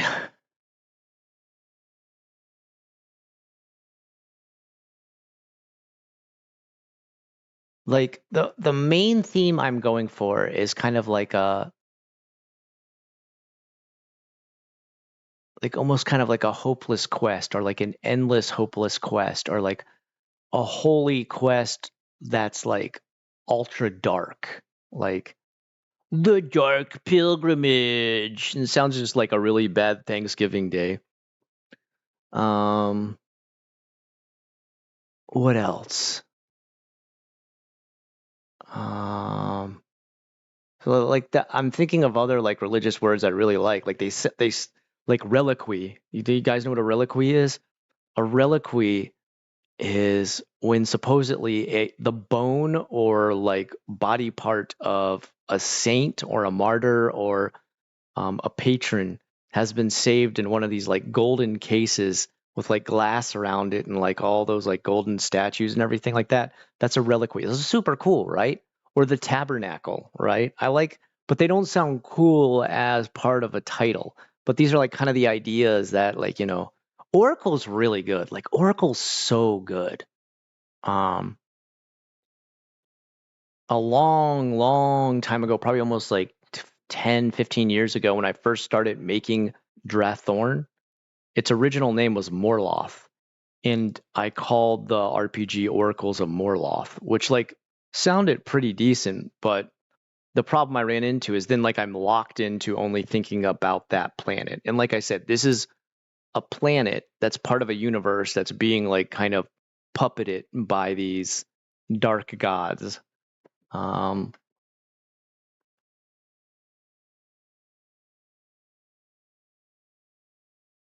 like for example, the name Dark Souls, it's like such a good title because it pretty much only forms itself around the type of player that you are. You're a Dark Soul, like the lowest level of soul within the echelon of souls that were created when the first flame was started. But it also has like so many other connotations. Dirge. Dirge is such a good word. Pyre Dirge, right? Pyre Dirge is like the best combination ever. Requiem. Requiem's another good one, but I feel like as soon as I use the word requiem, everyone's going to think requiem for a dream. Um, Desiccating realm.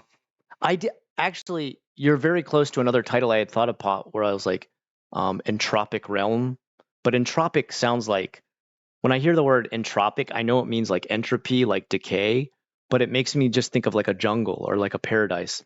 Welcome to entropic paradise. Like it almost like right, it almost sounds like there's certain words like when you say them, they give you such a grim feeling to begin with. Like for example, Warhammer. Okay, there really isn't a lot of Warhammers used in the Warhammer universe. Like that's not, but the word itself is so expressive, like war and a hammer. Like it's doubling down on absolute like destruction, right? And like it is a weapon too. But when you think of it, you think of like, ooh, Warhammer, that's pretty extreme, right? But there's, I mean, there is actually like Warhammers in Warhammer, but like they're not, it's not like, and all of the Space Marines used Warhammers. Like, you know, I think there's only like one or two, um, I forget what they're called, Primarchs, who actually use a Warhammer. Desiccated Wastes. We're getting close. We're getting close. So like waste, apocalypse, apocrypha, um, post-apocalyptic. Like this is a place that has been devastated by the unholy, right? So we're in the right mind frame. Desiccated Isle, Blighted Oracles, Hymn of the Martyr. Blighted Oracles, Hymn of the Martyr.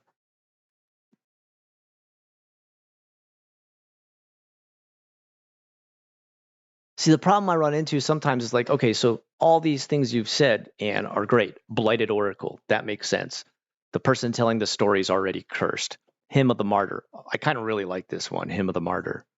Um, but I start to run into this same problem where it almost gets like too long, where your book title is kind of like, whoa, slow down. Like, um, for example, what was the one I had? Martyrskin Bible of Dissent was like another one I had thought of. Um, but I felt like, am I going too long with the title then? Like, am I overdoing, spelling out what the title is? Hold on, I'm gonna kind of want to get another. I'm starting to get thirsty here just talking. Um, we're in the right mind frame. You guys are leading me in the right direction. Like, I totally love him was a great suggestion to begin with.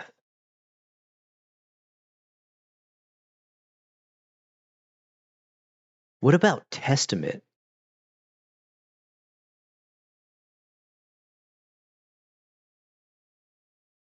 Testament.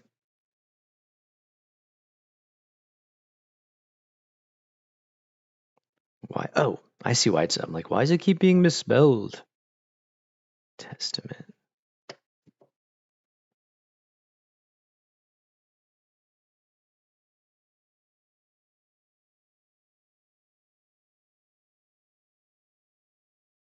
I also thought of the word, and like this is kind of a half real, half made up word, God sin, because pretty much everything is the sin of gods.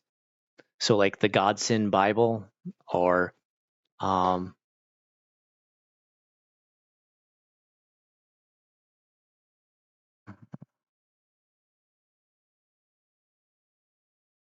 Blighted Oracles Testament, Silent Gods, Hymn of the Silent God.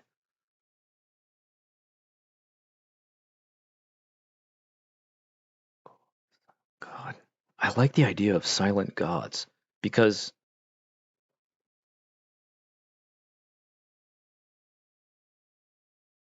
All Sun is kind of silenced. He's silenced by being buried. Hymn of the Silent God. That's We're getting really close.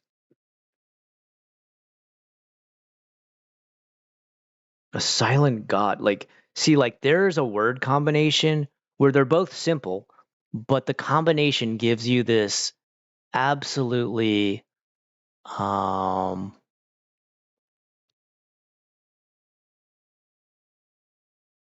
like what is the word I'm looking for? Not barren. God dang it, the word is just on the edge of my lips. I hate when this happens.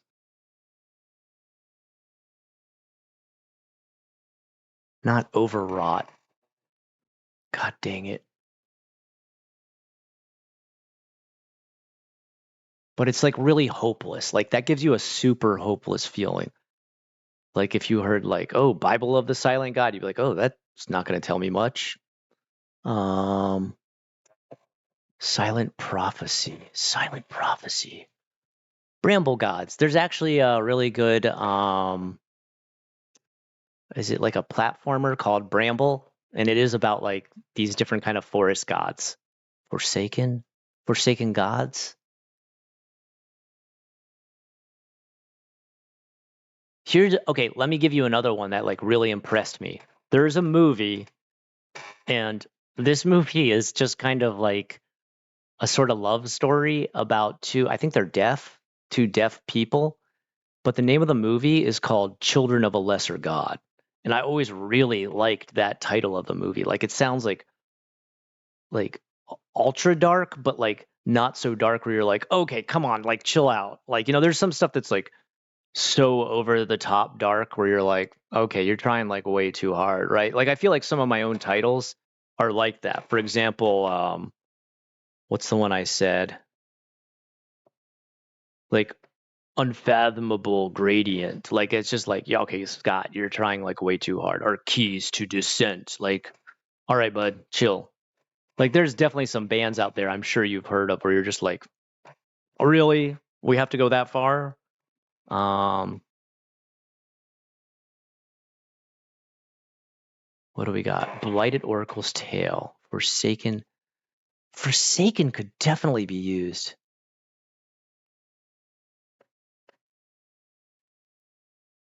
Like almost like Hymn of the Forsaken would almost be like kind of Dirge of the Forsaken Gods.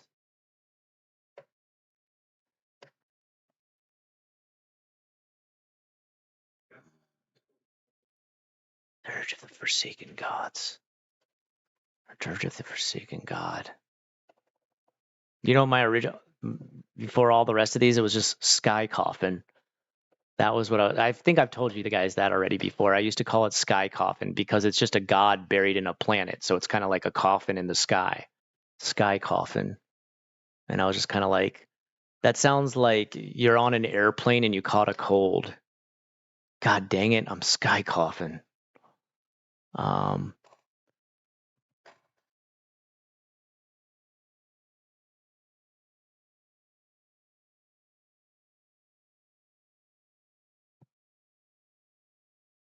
yeah, I thought of one too where I was like, funeral for a god.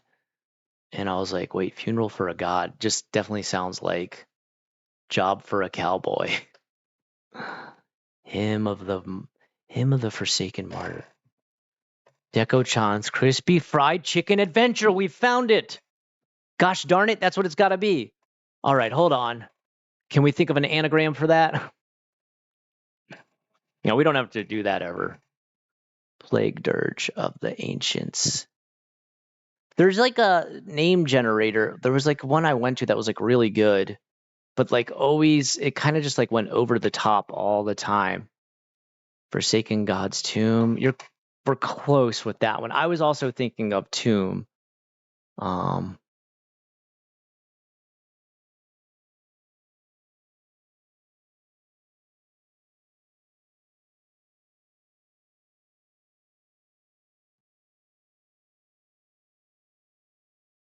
That sounds like I really like it. Chris Deco John's crispy fried chicken adventure. It sounds amazing. There are some TTRPGs that are kind of like that where they're just like based on being like cute or kind of like whimsical. Like for example, I forget what this one is. I think it's just called Bears with Hats. And like the whole RPG is based around you being a bear who puts on a hat and tries to act human and like hide amongst humans by only wearing a hat. And it's really goofy. And then what's the other one? Oh yeah, it came out during World of Darkness, and it was created by White Wolf Entertainment, who made like Vampire the Masquerade and Werewolf the Apocalypse. They had like a side project that was like a cutesy game called Buttery Wholesomeness. And it was just like this totally weird Paddington. Yeah, there we go. What would a dirge for a forsaken god even sound like, to be honest? It would be like some sort of like cosmic hum, like kind of like um imagine a um Mongolian, that Mongolian singing where they have like the inner neck voice where it's like reverse singing. Um like a monk that was Mongolian, a Mongolian monk chant that echoed throughout space and time. That's probably what it would sound like. That's what when you say stuff like that, that's what I imagine. Or maybe like a mix between that and a whale song. Definitely, if I made an RPG about like marine animals, it would be called Whale Song. Like that would be such a good water-based RPG. Whale Song, Adventures of the Deep. Right? There you go. Journey to the Forsaken God. That sounds really good. All right, we're getting close to something there. What about, but when we say journey, really it's almost kind of a pilgrimage. But pilgrimage is too long. It's too long, right? Journey sounds so much better, like pilgrimage of the forsaken martyrs. Like, there's so many good things that sometimes I overdo it. Okay, hold on. I'm going to go to that one website I was telling you about. Well, actually, you know what? Let's bring it up. Give me a second. Um, close that out. Give me a second here, guys. Okay. And I think it's called, I want to say it's called Horror Book Title Generator. Yeah. And there's a couple of these, but there's one that's way better than the rest. Is this the one? No, this isn't the right one.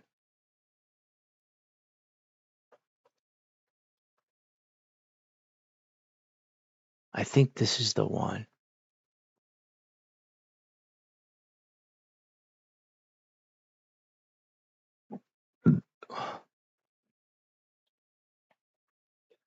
Okay, can you give a brief description of your horror story?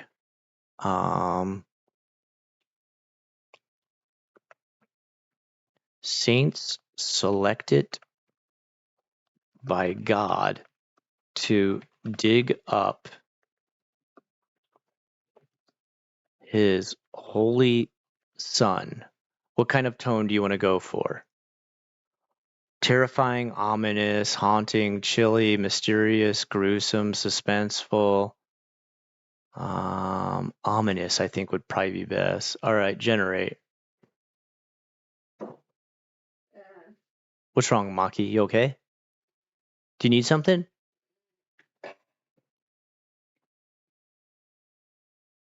What's wrong? You okay? Okay, all right.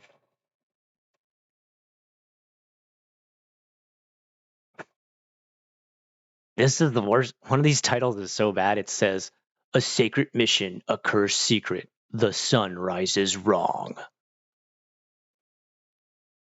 The unholy resurrection. Hmm. The saints who dug too deep." Well, these are more like kind of like bad movie poster mottos, or like, what do you call it? Taglines or whatever. The chosen graves. Saints dig, God watches. The dead don't stay buried.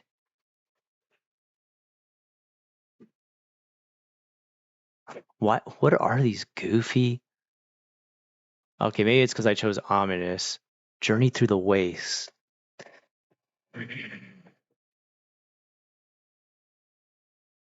Journey is good. Is there another good word for journey? Like, okay, synonym.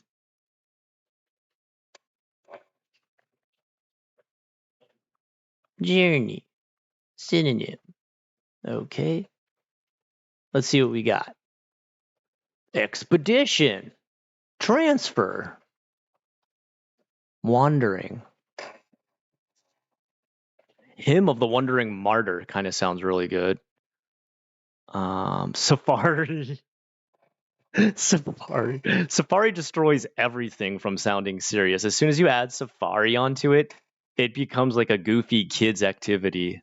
Like Fallen Saints Safari. Let's go, boys. Like what? Trek. Trek gets too sci-fi. Voyage. Oh, Voyage is kind of good.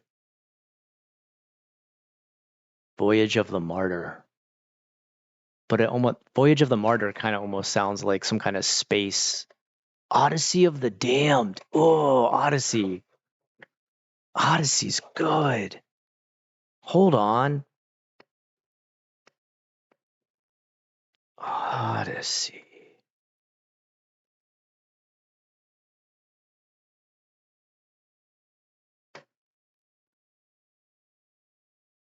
Martyr's Odyssey kind of sounds like.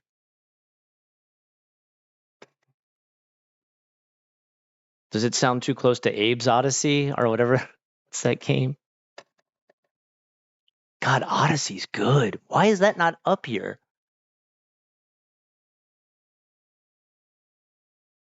Wandering Trek. Yeah.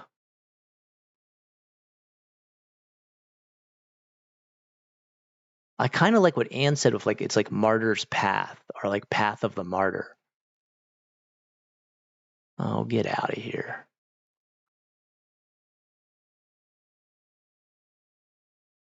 Okay, let's try something different.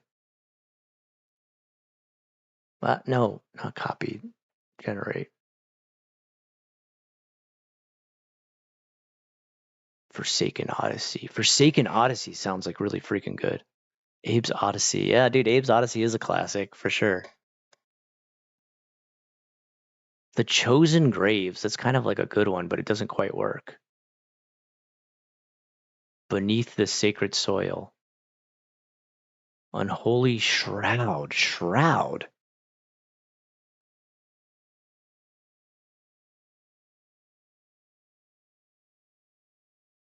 Diggers of Divine Wrath.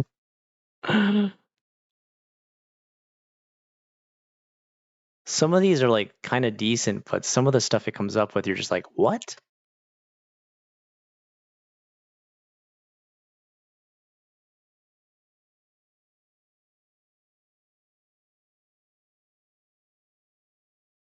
Hymn of the Forsaken. Hymn of the Forsaken Odyssey. Damn.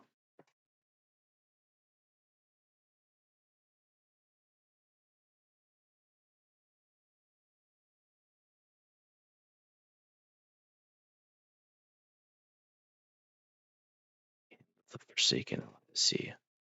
All right, night night, Meadow. Have a good one. Thank you for your help, okay? I appreciate your input.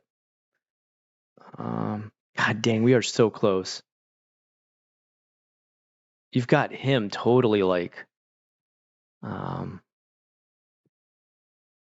actually, I'm going to go with the title I'm Off to Bed. Good night. That's actually going to be what I'm going to go for that.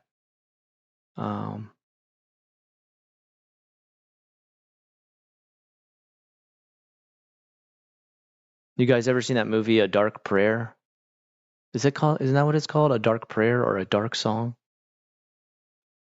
The one where like they try to do this crazy ritual to bring this lady's like son back to life, and it gets like worse and worse and worse and worse. Is it A Dark Song or A Dark Prayer? Can't remember. That movie starts out, I was kind of like, what the hell is this bullshit? This is stupid. And then by the time it got to the end, I was like, what? This is insane.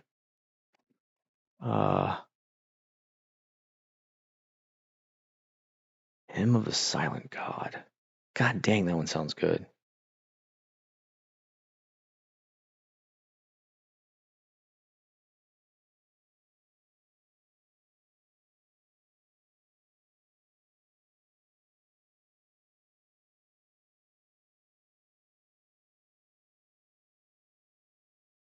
Dang, so close, I feel like. You ever have that where you're trying to think of a name and like when you finally hit that right combination, you're like, it can't be any more perfect than that. It's perfect. It's absolutely perfect. How come it's so easy to help somebody else find a name for things, but then when you try to name things yourself, it's so difficult? Yeah, I can tell you why. It's because your mind kind of stays looped in the vocabulary that you're most used to. Like, for example, him is great. I've never thought of him. And like from Anne giving me an outside perspective of what the first thing is that comes to mind when she thinks of something like holy or based on like pilgrimage or based on some sort of like worship. Him is the first thing that came to her mind or something. But that's why you ask for outsiders' input, is because oftentimes your own mind gets looped and trapped into the same sort of, vocab that was, always popping around in your mind, or like what you were raised on, or what like people would say as far as like, when you think of this, what comes to mind, right? Prayer for a cleansing. Prayer for a cleansing sounds like you're about to go for a colonoscopy. Uh, Check out the band Balmora and Tamriel. Balmora is a cool name. Prayer for a cleansing. Um, the, the thing that frustrates me the most is like obviously something like um grimdark, something blood based, something death based would be a good injection for the title, but those have been so overused and so tropey that like adding them to the name would kind of almost impact it too much, where it would like go back into the realm of cliche or like, um, almost sort of antiquated as far as naming is concerned. Like if we were to call it like blood martyrs, or like even like one name I wanted to give it was martyrborn. Like you're born again as a martyr, so like martyrborn. But like I feel like I'm just ripping off bloodborne, right? Music helps with names. For you're totally right about that, Dub man. You are completely right about that. Sometimes the craziest thing ever is some of the best names I've ever come up with stuff is mishearing lyrics inside of songs. Where I'm like, what are they saying? That doesn't sound right, but it sounds incredible in my mind with that combination of words. Um, I have a monster I made and have been working on, still no name for it. Okay, tell me about it. I'll help you name it. I definitely can help you think of a monster name for sure. If you describe the monster to me, I'll definitely be able to come up with a name. I don't know. Maybe you'll like it, maybe you won't. But monsters, I'm pretty decent at naming. And when I come up with a monster's name, I'm kind of like, yeah, I'm gonna stick with that. Um, I rarely change it. And the only reason I ever change it is I'm like, oh, that's even better. All right.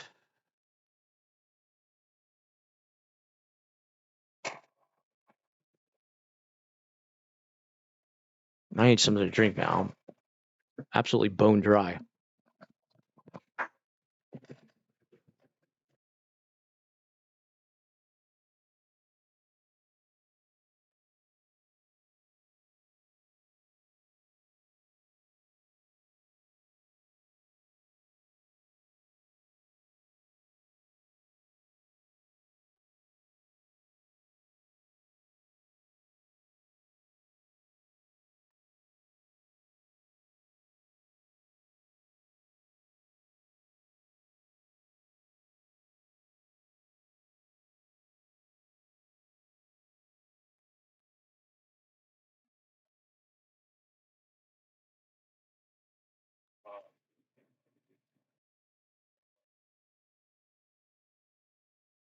Trying to think.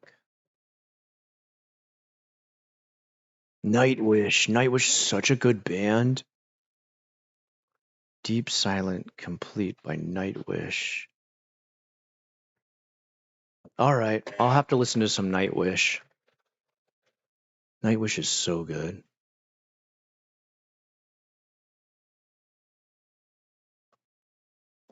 Did they ever bring back that male singer in Nightwish? Is he back?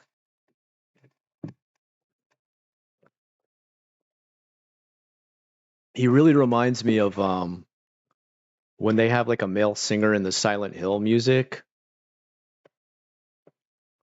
If you guys know what I'm talking about, you'll understand. Like, there's not a lot of songs with like a male singer um, when it comes to Silent Hill, but there's, if you listen to the full OST, I think it's either for part two or part three, they have this like one singer in there, and like his voice is like really austere. It's really like sort of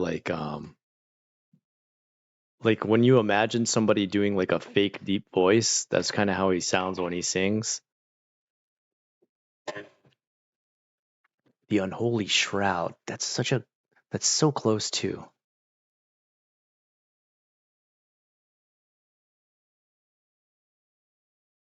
No.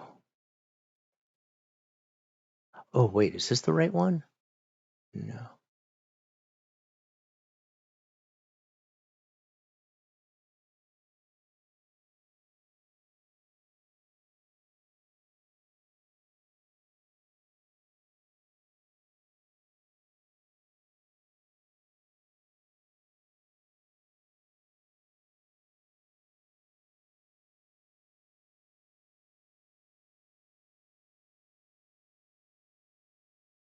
Come on, load already. Hook. Sorry, I'm getting kind of quiet. Like I'm kind of like getting really deep into thought here with some of it. So sorry if I go quiet for a bit. Flesh God Apocalypse. Oh God, that's such a Gojira for singer for the Olympics. What is that? What is it? Their face is a mix of snakes and a horse mixed with some other mammalian creature. Hold on, what are we talking about? Hold on. I must have missed this, what you said. I have a monster. Oh, that sounds sick. Their face is a mix of snakes and a horse's face. So, okay, um, like is the horse's face in the middle and like the snakes are out to the side? Or is it like asymmetrical? Like there's just like a chunk of snakes and then a chunk like of horse face. That sounds very old school like Solomon's Key demonology. Um,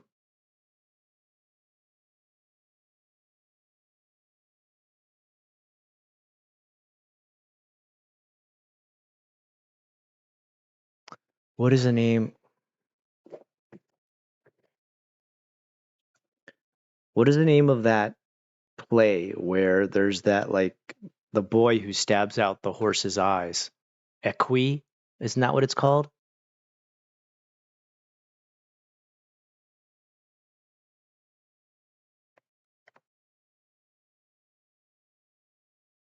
No, that's not what I'm looking for.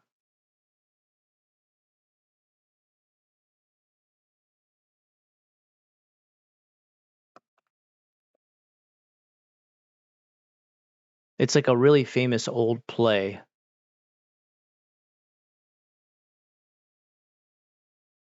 and it's like this boy who like he's like psychotic or something, and there's something about him like having to stab out the eyes of horses.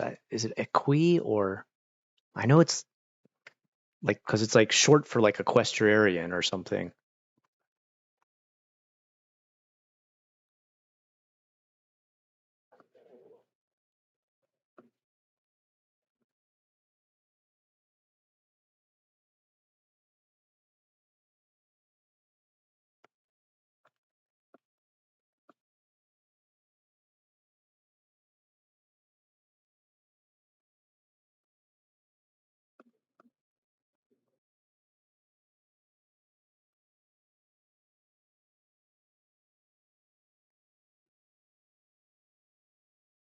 Equius. That's the name of it.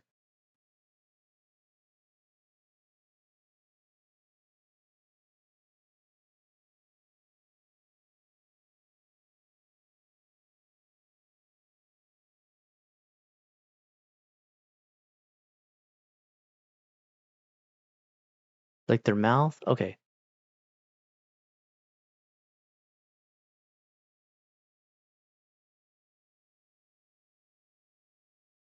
Okay, so you don't happen to have like a sketch or anything, do you? Do you, Grumpy? Like if you had like even like a small sketch, I could better understand. So I'm thinking like it's got like a bunch of snakes' heads, like almost like a hydra, but they don't have a typical like at the end of the snake's body slash head, which they're almost kind of connected, pretty much. Instead of forming in the typical snake type snout sort of face, it's instead shaped more like a horse's face. Is that what you're saying?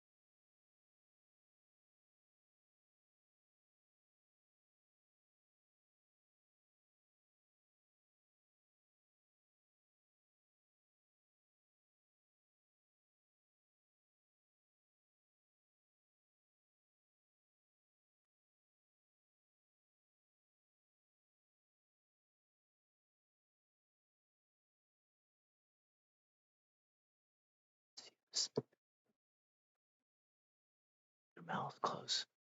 Sorry, I'm actually now I'm like stuck on like the play of Equius. If you guys never heard about it, it's really like super dark. I didn't realize it's actually based on a like partly based on a true story about like a kid who actually did stab horses. That's insane. I had no idea. I thought that was totally created. I thought it was totally fake. But apparently the guy got the idea because there was some kid in the UK who was like stabbing horses. But then he becomes threatening the Lord thy God is a jealous God. This heart see this you. He sees you. He sees you forever and ever, Alan. He sees you. He says, no more, no more Equius. Too blind. There the model of question, fundamentals of the practice, and whether his methods will help Alan. As the effect of his treatment will make. Okay. Film adaptation. They made a film of that? Buried Martyr's Hymn.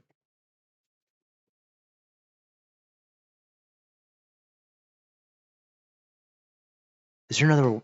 Hold on. You've kind of got me an idea there. Hold on. Buried. Synonym for buried.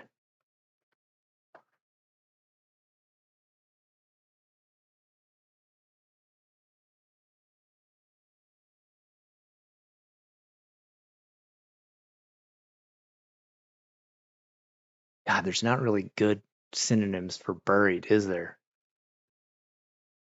Engulf, immerse, enclose, tuck, enshroud, put out of sight. Dang.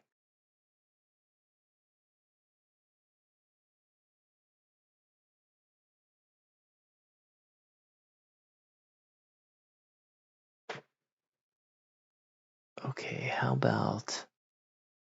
God, Odyssey's good too, though. I like Odyssey. I like him.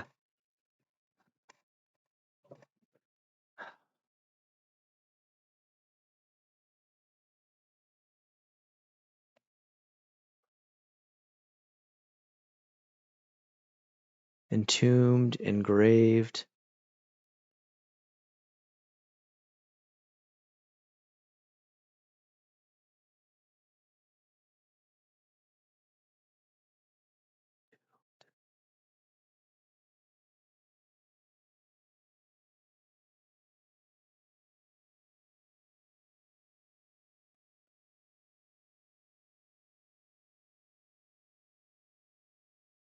I'm still stuck on Deco fried chicken. I like it too, man. Yeah. Okay. Give me your phone. I'll set you up with a website where you can watch everything.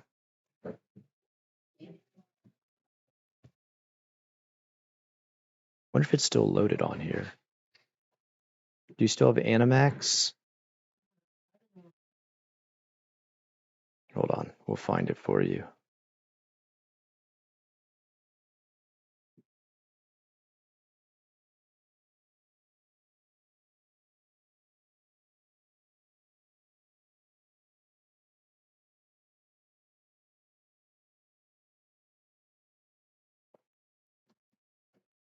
No, dang it, that's not the right one. Hold on.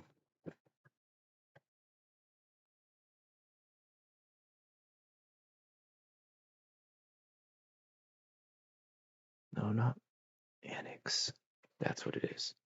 Your phone's about to die.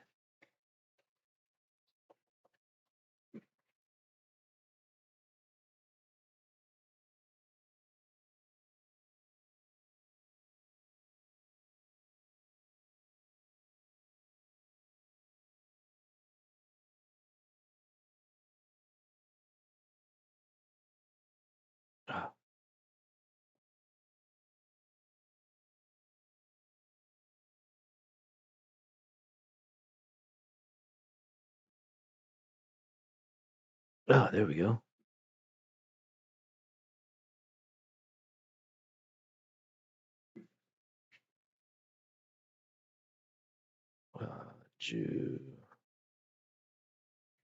Jitsu.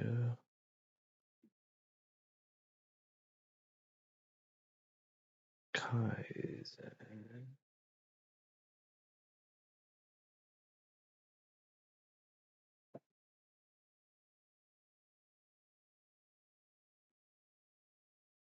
It doesn't have Jujutsu Kaisen? Really?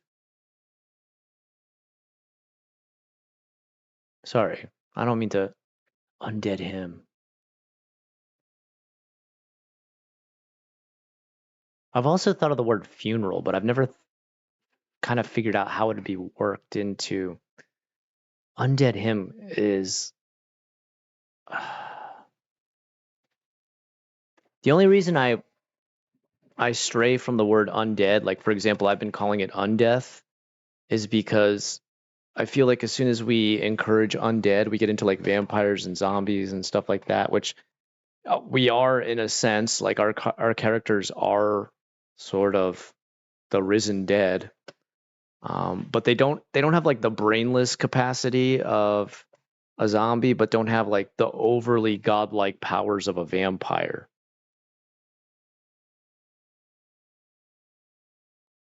Why is Jujutsu Kaisen not showing up? Oh, there it is.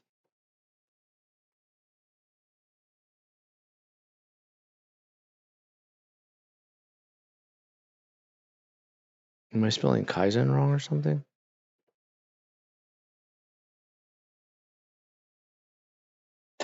I'm thinking I'm spelling it right. Oh, I see what happened. Fallen martyr, undead him. You guys have given me enough, though. I think I'm gonna come up with a final title for that. You guys have definitely given me enough for a framework for a title. Sorry, I thought this would have been more productive. You guys have helped like a ton. Like I've got like a bunch to work with now. All right. Hold on. Sorry, my son. In the middle of this, my son wants me to look up Jujutsu Kaisen. Does anybody know what Jujutsu Kaisen is streaming on? Let me see. Oh, oh, what the heck? Oh no, it's not. Dang it. I hate the fact that.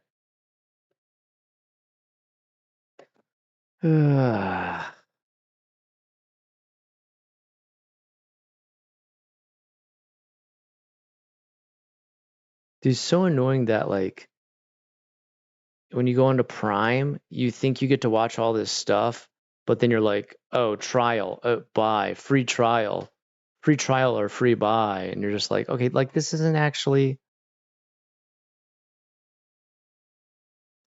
so annoying. So as soon as I log on there, I'm like, oh, they have it. No, no, they don't.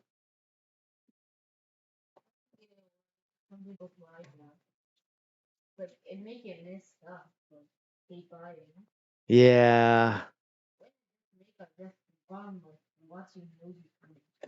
Martyr's Eulogy. Do you want to? I haven't seen Nosferatu. I want to watch that. I heard like it's really, really good. I watched the old one with William Dafoe, and I watched the old one. That was like black and white. That was like a not even a talkie yet.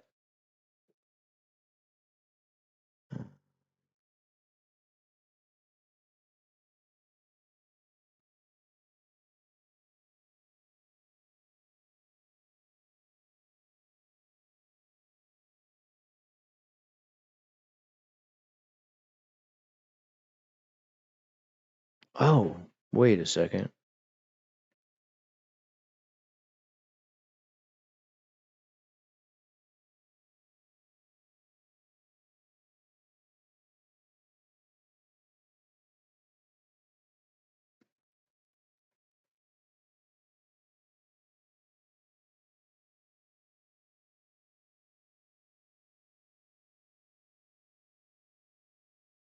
Uh,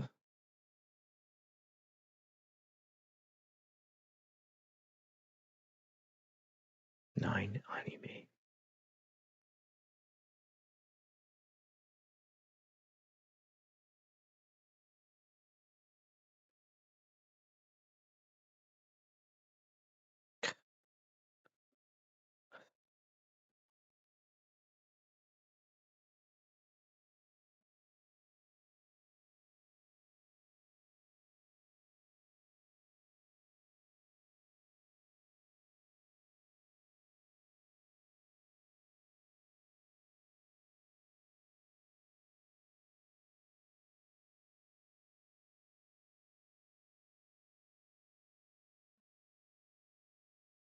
Do you want to watch the movie or? Okay, they got a movie. Um, no, there's Jujutsu Kaisen Zero, the movie. Okay, Jujutsu's second season. Okay.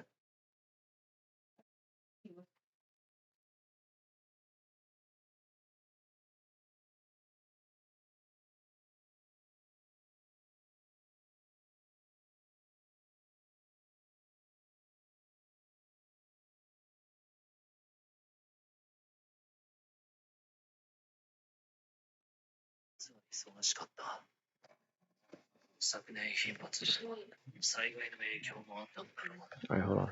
Wait,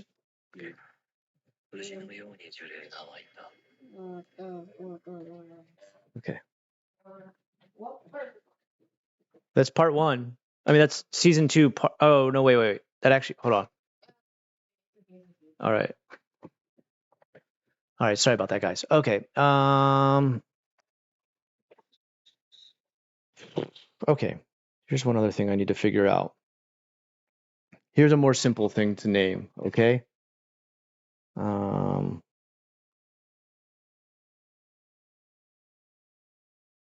Items.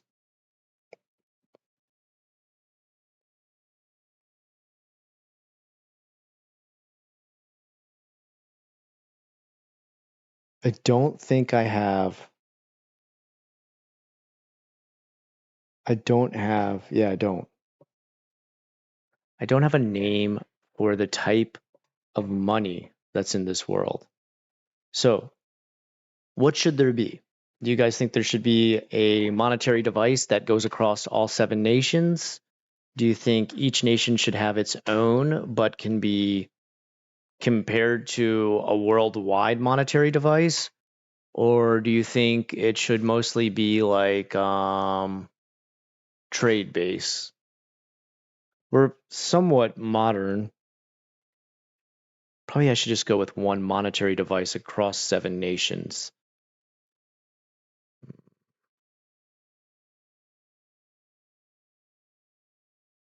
The craziest thing is Gorngolan. The Gorns who are from Gorngolan, the inside of their body is made from like the equivalent to gold. Um,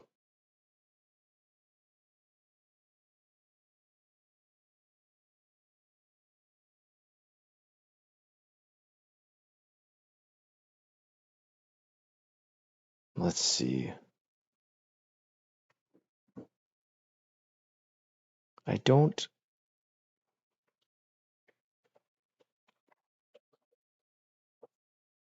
Yeah, I don't think I have.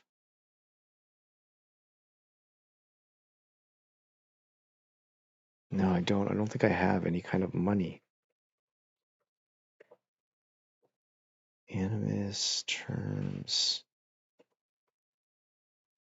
food. So I got a bunch of foods figured out, books, plants.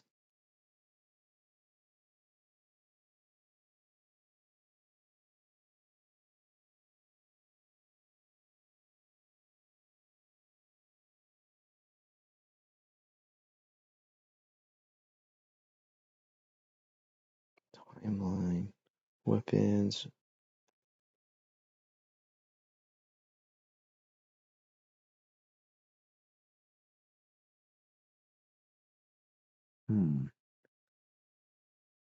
Kind of gross, but what if you used fingernails as a currency? That's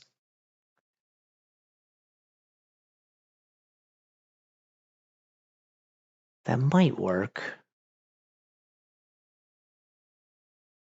But see, like every race doesn't have,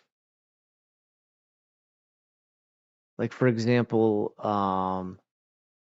the Mithrans, which are like from Urana myth, all their bodies are usually like um, altered or contorted in a way where they might not even have hands anymore.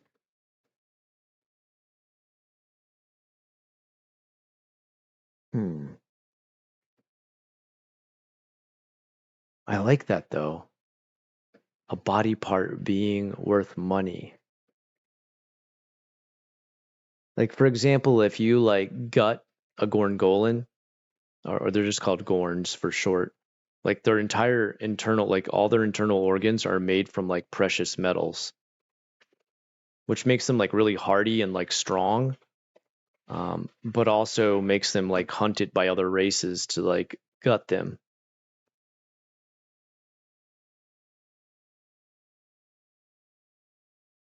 Something that's valuable.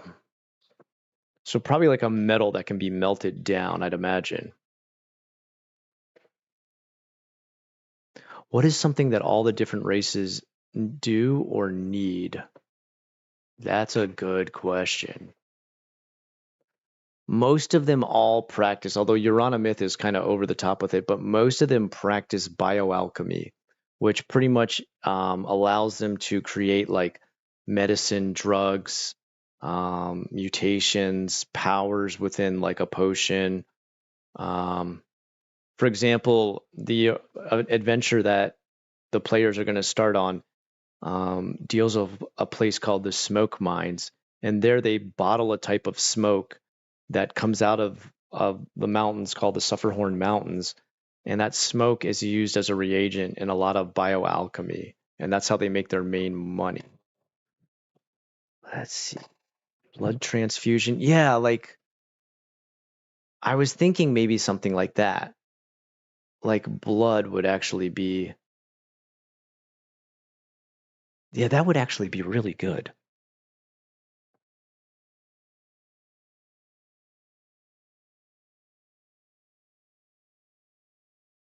Okay, isn't is how do you pronounce that? Let me just check to make sure. Hold on.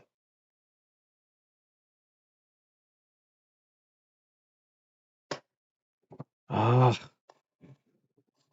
okay. I think I've got it. We're just going to use this, and I'm not totally sure how you pronounce it, I think. Oh, purity in different grades. Dude, that's perfect. All right.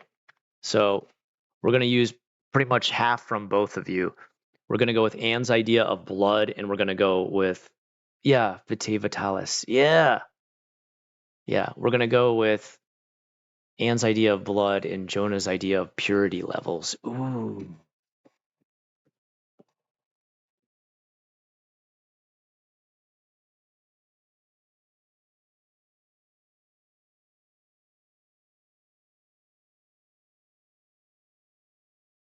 Well, the word CV, I never knew this, means curriculum vitae. That's kind of dark. De work by a Roman philosopher, Boravia. Vitae Foundation.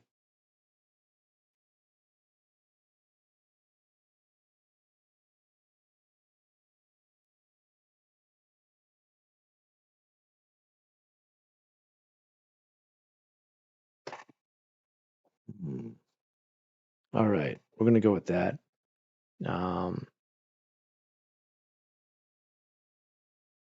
Vitanium. What about Vitanium? Hold on. Okay. I actually need to make a new topic for it. Money.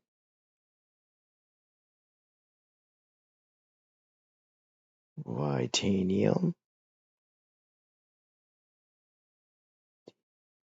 Yeah. Vitae Vitalis. How did you spell that? Vitae Vitalis? Oh, Vitae Pura. Oh, I like that one. Purificum. Hold on. Let's see if we can do this. Purity in Latin. Pudicia.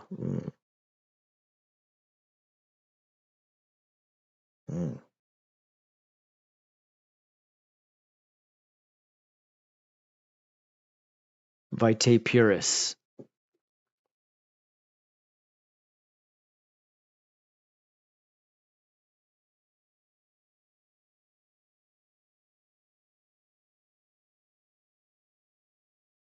What was the other one?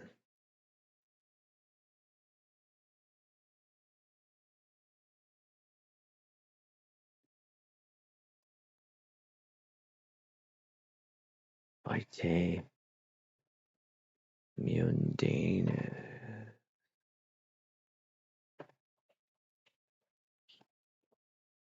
Vitae. All right, let's look up what impure is. Impure in Latin. Immundus.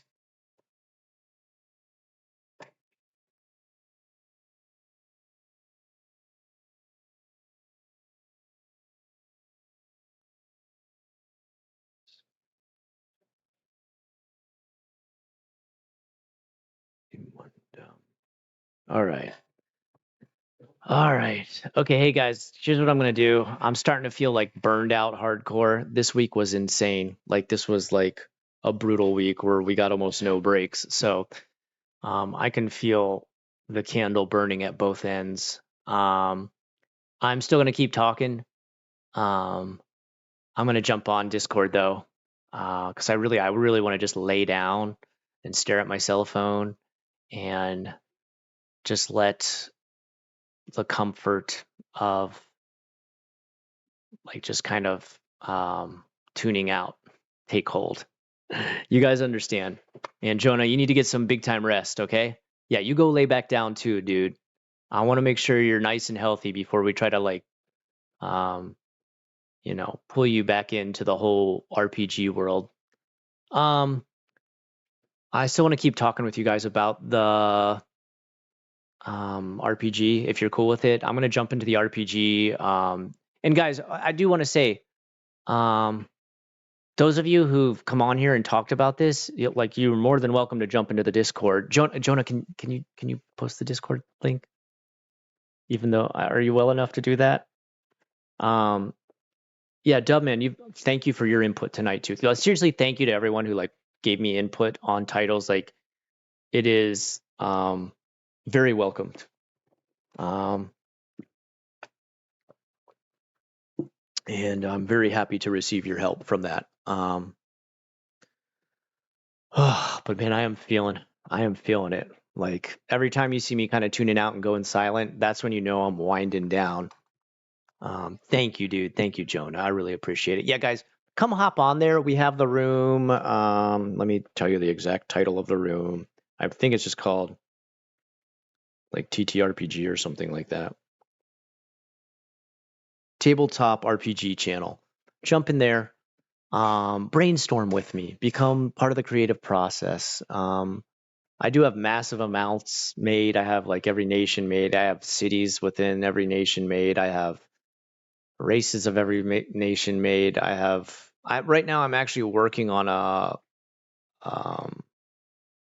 what do you call like a book full of monsters.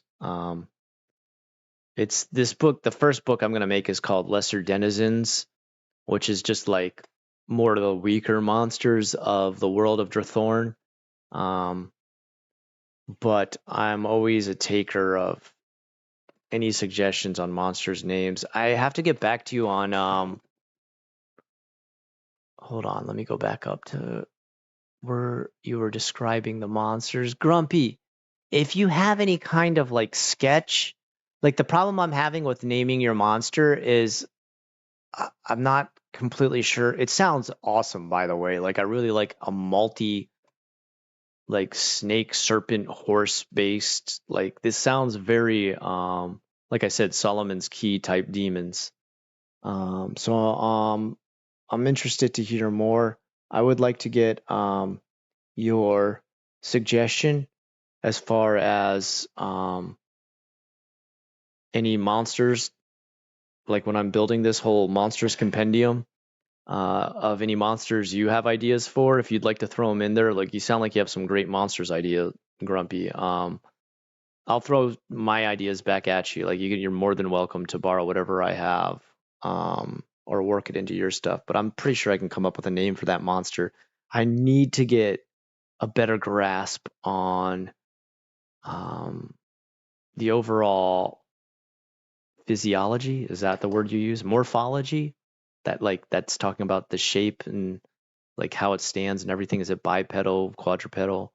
And then I think I could definitely come up with a name. I have some ideas already, but I want to make sure I've got the right image in my head of what this thing looks like. Anyway, this has been awesome. It's been super fun. I'm just starting. My brain is fritzing, and I can tell I need to like lay down and just start to ease myself into getting an early rest tonight so I can come back fired up for tomorrow. All right. Love you all. You guys have been great as always. I will see you again. And Jonah, get yourself well. I'm really I'm really looking forward to jumping into this next play session. I think you guys are gonna like what I got ready for you as far as our first dungeon. Okay, guys, have a good one.